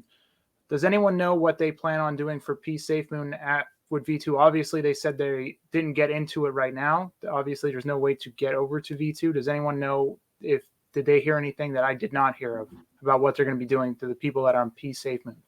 Yeah, so P Safemoon is going to be migrated. They're setting up plans to get that all migrated over. If you go into the actual Safemoon Discord, they've got a timeline. I don't know if one of us can get in Discord and pull that up, but they have laid out a timeline of the things they're planning to do for the completion of the V2 migration, and migrating over P Safemoon is on that list. I believe it's early on that list. I think they've got one or two other things they want to do with the exchanges and making sure those all migrate, and then getting P Safemoon migrated over into the new contract is going to be the next step. So that is on the docket. They are planning to get that moved over. If you're on P Safemoon now and you don't want to wait, you could get hit with you're going to get hit with the Ethereum gas fee, but you could cross the bridge from P Safemoon to regular Safemoon by using the Safemoon bridge, and then that would take you to V1, and then you can go from V1 over to V2. But you're going to get hit once with the Ethereum gas fee, which are really high, and then two, you're going to get hit with the BNB gas fee when you go to migrate. So if you don't want to wait and you're willing to pay those fees, depending on how much you hold, that is an option. Otherwise, you're just going to sit around and wait, because they will have that feature eventually. Cool. I would like to just kind of add on to that. Something you guys should keep in mind right now is that a lot of the crypto market, the volume across the board is pretty low. So what causes those Ethereum gas fees is high demand, high activity on the network. If we are about to close this whole bridge mechanic over with Safemoon version 1, your ability is in a very short window right now to move over from P Safemoon to the actual Binance Smart Chain side, and then you can move it over to the version 2 if you want to go that route, right? So we are still waiting to find out about its migration over to version 2, but if you just want to play it safe, you want to get everything over, your gas fees right now, we're kind of at that low point. We are, it works like this in cycle markets, right? So volume is low now, it's going to pick up. And so you can expect that there's a high likelihood the Ethereum gas fees are only going to be going up soon rather than down, especially as adoption continues to increase. NFTs become more popularized, as they already have been. That causes more activity on the Ethereum network and just causes a whole other slew of issues. Good point. Yeah, I like that. All right, from Oxy Corey. Ox Corey, do you think it's better to have a high price for the token/coin or a high daily volume for the reflections, or do they work hand in hand? Still learning. Oh boy, that's a good question. Do you want me to tackle this one, if that's okay? Yeah, go right ahead. So, it depends completely on what you mean by this. Are you a short-term investor? Are you a long-term investor? What is your end goal? Because the more reflections receive, or AKA the more volume that we have now at lower prices, means each one of those individual tokens you're receiving at a lower price are going to be more when the price increases. Because the way that reflections work is, if you take, let's just say $1 billion, let's just say you're receiving $50 in reflections right now at whatever the volume is, it doesn't matter. And of that $50, if you have a higher price of Safemoon, you're getting less tokens, but you're still getting $50 worth. It's just less tokens because they're worth more. At that same level of volume, regardless of the price of Safemoon and regardless of those other factors, you're going to receive that same $50 at same volume. The difference is you're going to receive more tokens at a lower price. And the reason for that is because the price is lower per token. So down the road, whether that's a year, a month, a week, whatever your time frame is, when that price goes up and increases, all of those reflections you've received in the past at that lower price marker are all individually worth more. So your entire bag is worth more money, just like the original tokens you purchased are worth more money, like with any other cryptocurrency when the price goes up. So realistically, what we would want as investors long term is a low price on Safemoon with really high volume, and then a steady increase in price over time. That's going to maximize your gains over a long period of time because you're receiving more tokens at each different transaction that's contributing towards the reflections. And then over time, as they increase in value, your whole bag increases in value.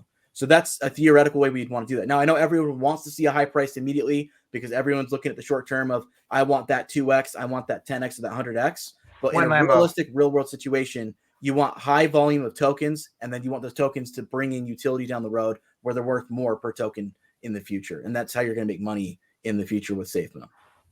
Yeah, I agree with that. I actually like the lower price right now. And if the volume flies up and the price stays the same and we get a ton of reflections, and then later on down the line, if the price spikes up, then all those reflections that we gain will just make it even more sweeter in the end. So that's kind of what I'm hoping for. And as you can see, the reflections are starting to shoot up a little bit now. And from the new mathematical stuff that we were talking about earlier, you're going to have a lot of reflections coming in if the price is pretty low, and they're going to be worth a lot more in the future when the price goes up.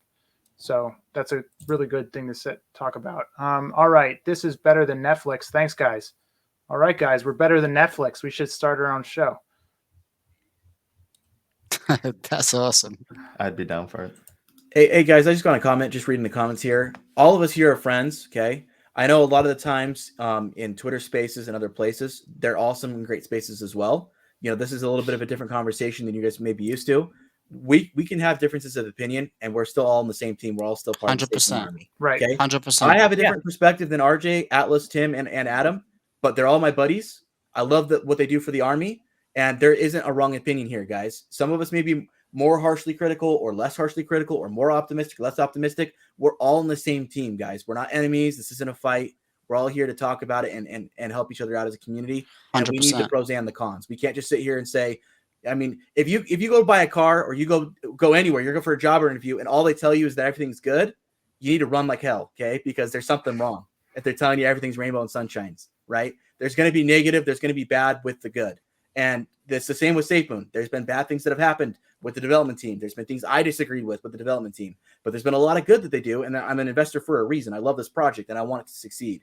But just because someone talks harshly about certain aspects or badly about certain aspects doesn't mean they hate Safemoon or that they're a futter. It just means they're talking realistic and they're talking about the whole picture, not just one element of the picture. So we're all a team here, guys. This isn't a fight. This isn't an argument. This isn't a debate. We're having a conversation. I just wanted to put that out there. Right. And I sometimes leave my dishes on the table or on the counter, and my wife lets me know about it.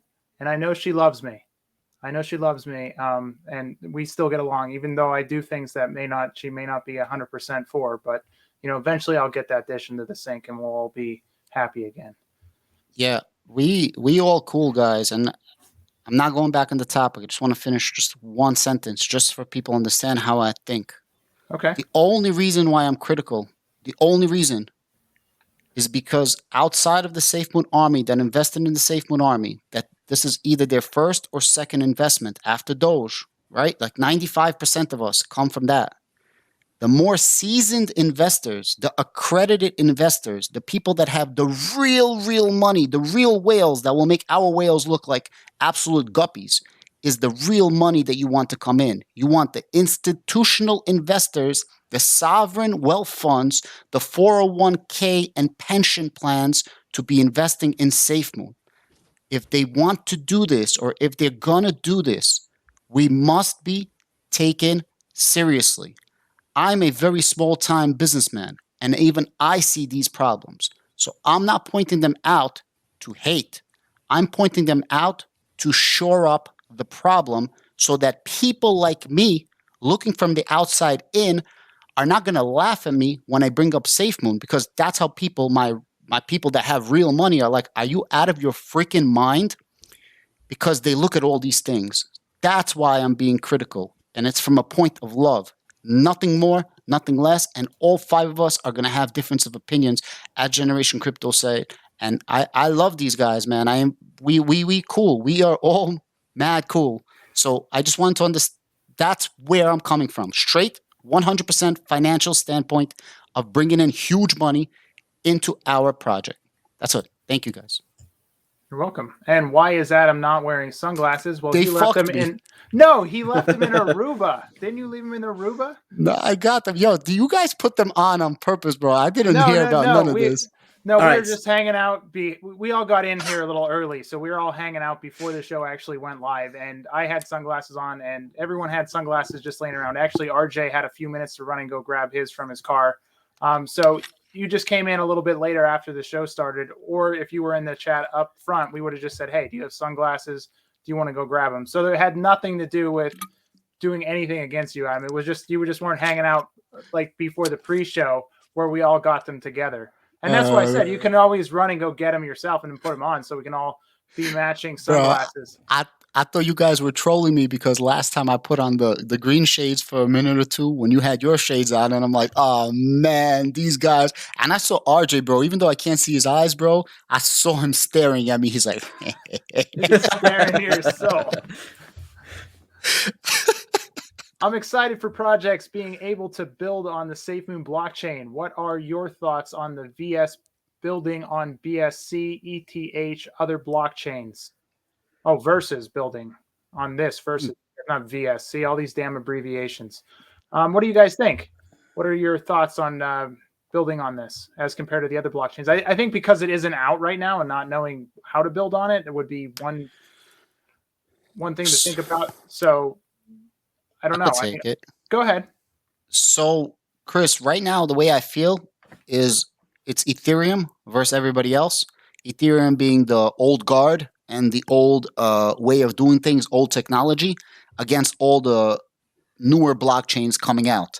And BSC is good for what it does. It gives you cheap, decently quick transactions, and it's like not quality, quantity. That's what BSC, which is great. That's what it does. And now you have these amazing, amazing, amazing blockchains that are coming out that allow you to build fantastic projects, real world project solvers, problem solvers. And that's why I want to see what blockchain we're going to have. And if we build something dope, something that I know, and we can get it, then everyone's going to be building on our blockchain. And there's a lot of blockchains out there. Like just think of Polygon, Solana, Algorand, Avalanche. I was just reading about Avalanche. Oh my God, crazy technology. And projects like this that are just, they completely just take dumps on BSC. So right now it's Ethereum against everybody. Soon it's going to be, everybody's going to have their own niche. But right now people are just attacking Ethereum. And if Ethereum never upgrades, then it's going to be open market. That's my personal opinion. I like it. So in regards to the Safemoon blockchain, if you look at the Ethereum blockchain, you do any kind of transaction through there, you're dealing with the Ethereum gas fees, which their structured format, it's not sustainable in the long run as they continue to scale up. We're already seeing that with these absolutely insane prices, right? Now you look at the Binance Smart Chain, they've troubleshooted that quite well. They have very low metrics for that. I would rather see Safemoon building off on its own blockchain rather than Ethereum, because the Ethereum gas fees are way too expensive. In addition to that, if you look at the Binance Smart Chain, where does that really come back into play with Safemoon? If Safemoon rolls out their own blockchain, then it's pretty safe to assume that any other cryptos that are trading through the Safemoon blockchain are going to have a Safemoon transaction fee. How they're going to roll that out, whether it's going to be something that moves over to the liquidity pool, is there going to be a split that also goes with the reflections? Is there going to be something that goes to the burn wallet? That's several questions that we still have on the table that we don't have answers to yet. But just the fact that there's going to be something that's used as a form of payment to authorize these transactions on the Safemoon blockchain, whether it's paying for the validators, the node support, all that kind of stuff that comes into play, Safemoon is the fuel that is likely to cause all that to move forward. We know that the Safemoon team has talked about Safemoon as a fuel, and I think that's one element that we're waiting to find out more details on, but it's very safe to assume it's going to be highly implemented in that regard, and that comes back more on us as you bring every other crypto to us, rather than us just go to one. Good. Do you guys mind if I put a crazy theory for you guys here, or rather a question? Sure. So we know that the token of Safemoon is going to continue to be a token on the blockchain, as you just mentioned, Atlas. Do you guys think the coin that will run the blockchain will be called Safemoon as well, or do you think they'll come up with another name and then Safemoon will be riding on that blockchain? Ooh, I would have thought that they would just keep the name the same, because because you could cause confusion, right? Because if you say the Safemoon token and the Safemoon coin, that can confuse people. So maybe they change the name. Well, they have BSC, so they have the Binance Smart Chain. So maybe they would change it to the Safemoon Smart Chain because it would be on the. Do you think they would do that? And then the main coin itself would be the Safemoon coin. I mean, they could do something simple like that and change the color to like red. So it could be like the red one's the coin, the greenish blue one is the token. I don't know. This is just me shooting it out there for you guys. What do you guys think? I don't know. I think they would keep it the same, a uniform. But what do you guys think? I definitely think that they would add a different name on it for the token as opposed to the coin, and maybe do some clever naming and clever marketing scheme like Shib got bone and stuff like that. Some crazy interesting words, right? Like play on words. So maybe they can call it fetch and bone and fetch, bone, and leash. Which, bro, that's dope.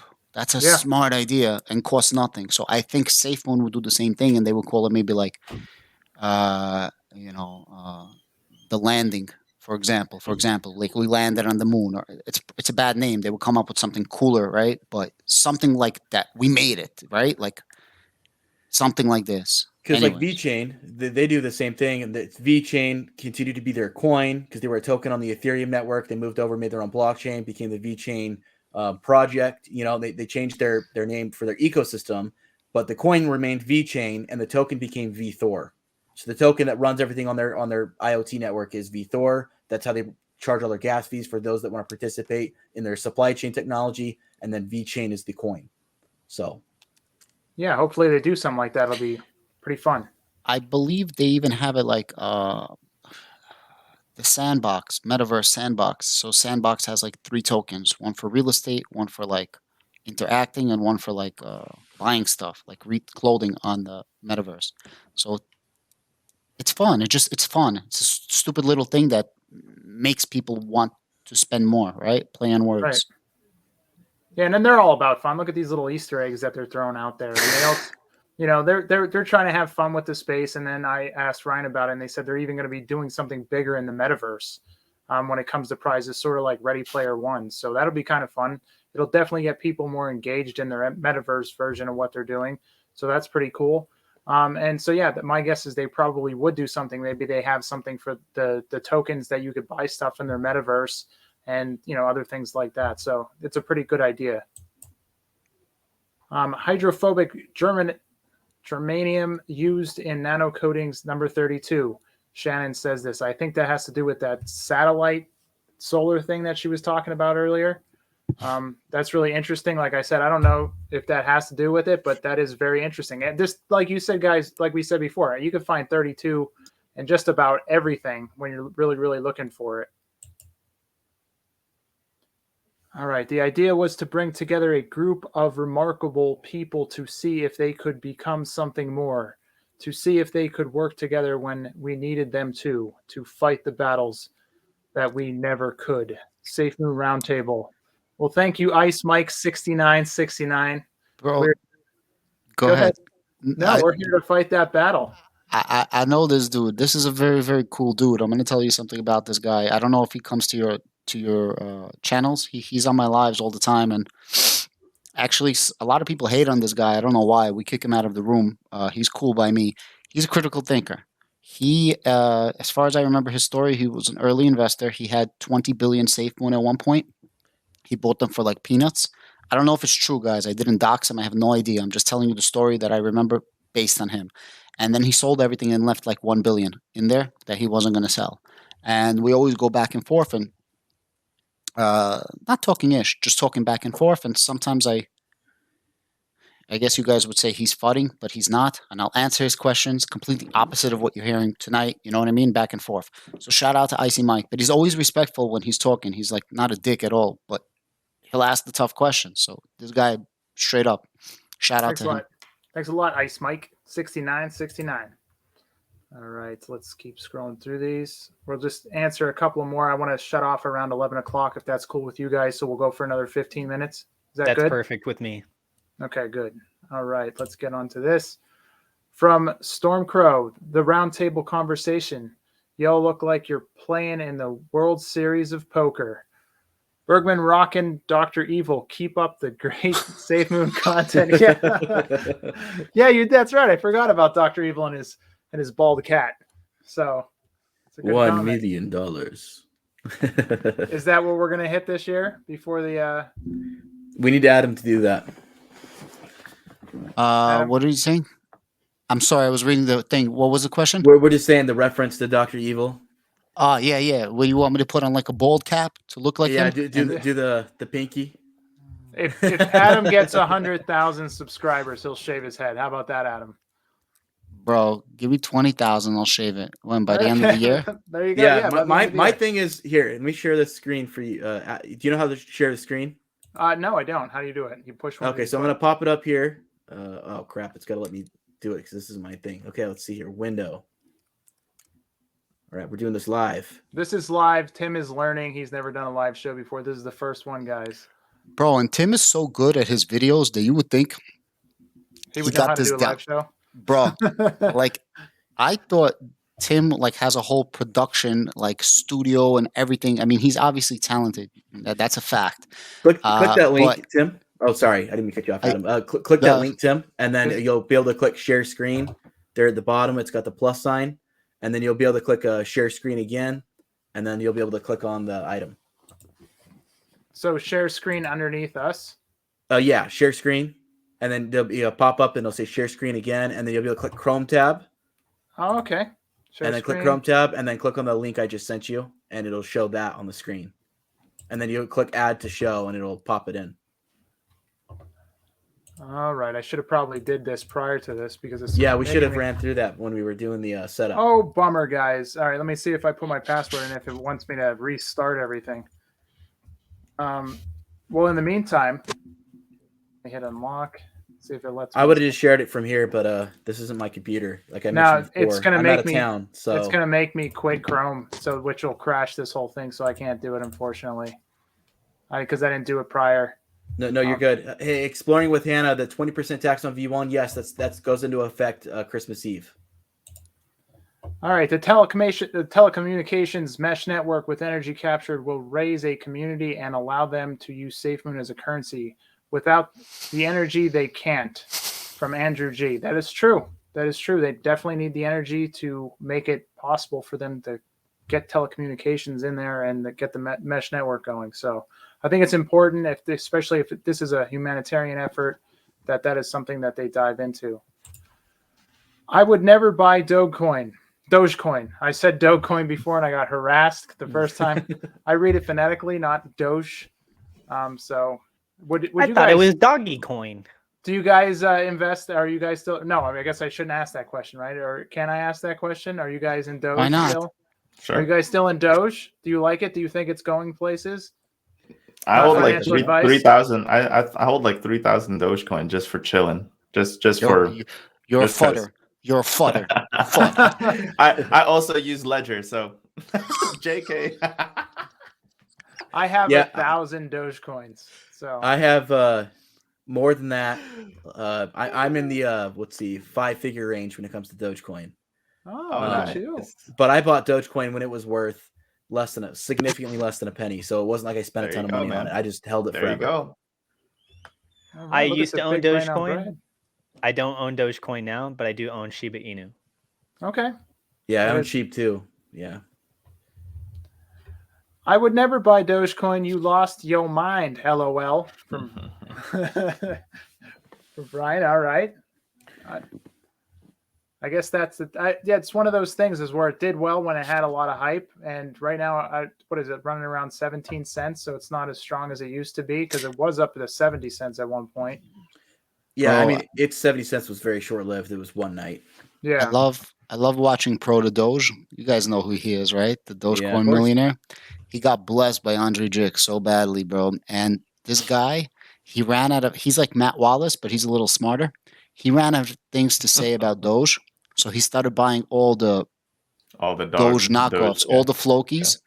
And he's getting paid from YouTube. You know, he has like 100-something thousand. He has gear, and he's just popular. People are buying his stuff, and he's literally pouring every dollar he makes in YouTube. He doesn't say that, but I know that. And he's just straight up buying the heck out of flokies. He's like, I just lost 50,000. I'm putting in another 50. And bro, genius, genius.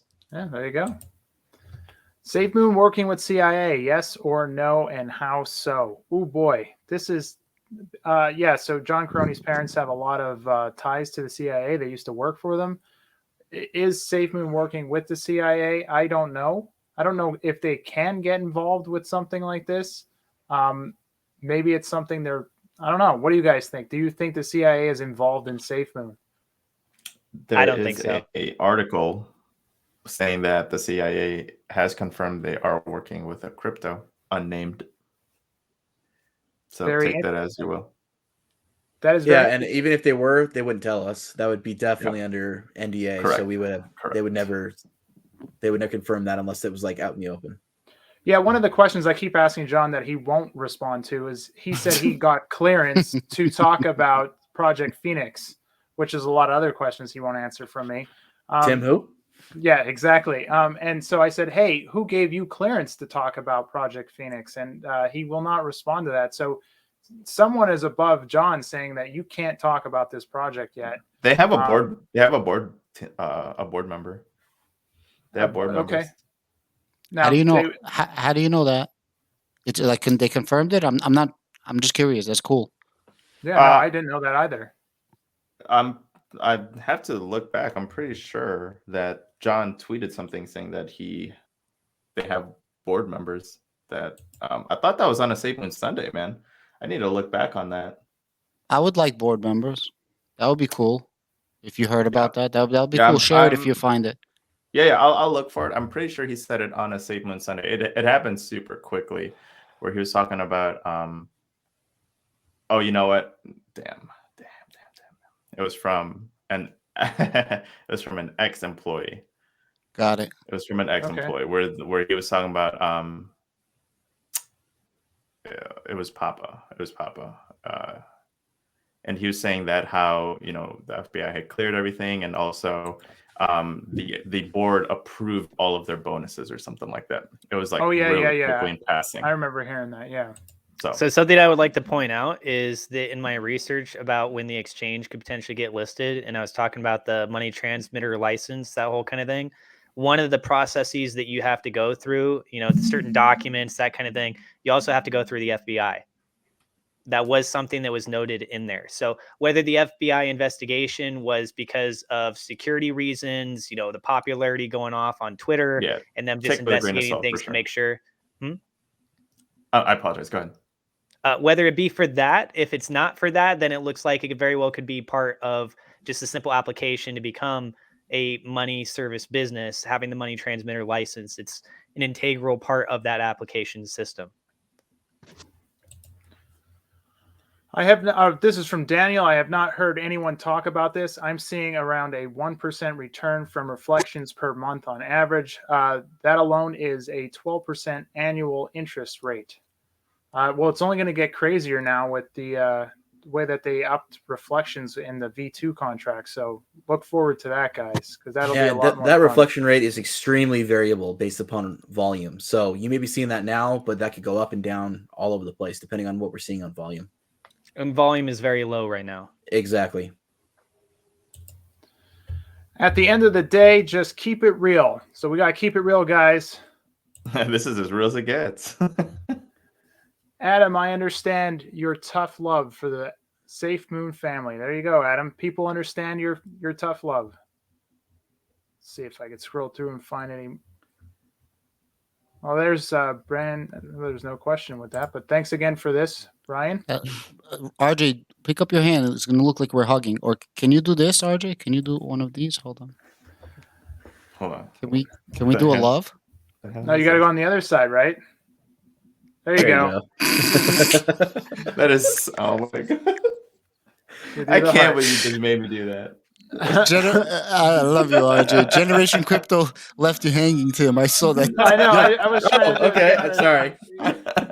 Hold on, See, get this Atlas. angle Atlas, right. can you hit him up too? Can This you angle's hit hard. them up too? Generation Okay, Crypto, bro. do like this. Let's do a trifecta here. Hold on. Who got the beef stroganoff? Yeah, there we go. Okay, I'm getting it right on there. It's Man, too late at night, guys. Man, I have 5 kids and make $58,000 a year, but my wallet is over $250K, so I don't want no excuses. That's right. You just want to make it even higher. That's good. That was a lot of fun, guys. We should make hearts more often. All right, so that's pretty much through all the super chats. Now we'll just dive into just talk about whatever we want for the last 5 minutes. Do you want us to go around the table? Yeah. So all right. So since we're going, I don't know how to do that. So I'll just go around. Do you last words? Is that what it is? Like a last words? Is that what you guys want to do? Yes. No, Atlas, maybe? you're on mute. He understood what I was saying though. That's funny. All right, Atlas. Do you want to close it out tonight and just give a little update or give a shout out or whatever? Yeah, so I think that the one thing I wanted to touch on earlier, but I just didn't get the chance to as we moved on with other questions, is that rolling out products, I see a lot of value with something like that. The exchange, anything that deals with the currency side, we look at cryptocurrency, sure, that's a fundamental backing of that. But what I think that's really kind of lacking right now in the cryptocurrency space and the blockchain technology space is the real life applications. And so to better get integrated in and accepted with other countries, you got regulations, permissions, everything like that, right? If you can create a viable product that has a real world application that provides a better form of service than leading other competitors, and you can power that through the use of cryptocurrency or a specific cryptocurrency, then I think the countries are going to be much more willing to work with you on accepting your cryptocurrency because now it's going to be bettering them in other viable ways. And this is a common issue that we're seeing with people like Peter Schiff. I don't know if you guys know who he is. He's a big gold bug proponent over on Twitter. He bashes on Bitcoin all the time, which is pretty funny because his son Adam Schiff is a huge Bitcoin bug, but it's a generational thing. A lot of people in the older generations, so as Adam was kind of talking about, the institutional investors, this is people that have established themselves. They have a wide base of finances, and a lot of them are still stuck in a little bit more of an older mentality where they want something that's physical. They want to be able to do things with the stuff. Gold, you can make it into jewelry. So therefore it has more intrinsic value, right? These are arguments that we see across the board. And I think that if you can create products where Safemoon is the fuel that powers those products, and those products are proven to be more efficient in one way or another than the leading competitors, this is going to open up so many other doors. And that's what's going to help elevate Safemoon as a technology-based company, helping pioneer the way forward for where they're going to be leading as an example for every other cryptocurrency that wants to follow. Right. So you see a problem, you try to fix the problem using cryptocurrency and your technology, and then you're going to have a good product in the end. So I want to thank we're getting pretty late. We're getting pretty close to 11 o'clock. I want to thank everyone for coming on tonight, Generation Crypto. If you guys out there have not followed him, get on him. If he gets 10,000, he's going to be shaving his head. Crypto Atlas, thank you for all your insight. It's been great. Team Adam Bergman, Diamond Fist. Diamond Fist it. RJ, Pete. thank you so much for. I know you were going through all those comments and making people didn't get out of control. I saw you focused in on that, and thanks for all your insight for tonight. Zeus helped out for sure though. Oh yeah, Can good, we- because I was able to get him in at the last second. So Can we make a bet how many subscribers I lost tonight? all right, I'm gonna guess. I don't know how many you had. I'm guessing probably like 80,000, right? So you're probably down from 80,000 subscribers. Would that be a good? No. Bro, Maybe, YouTube just canceled my channel. They're like, bro, you fucked up. did they pull your merchandise off? Did they say no more merchandise, Team Adam? Guys, thank you so much. Thank you. It was definitely fun. Love you guys. All right. So thanks everyone. It's been good talking to you, and we'll see you on the other side.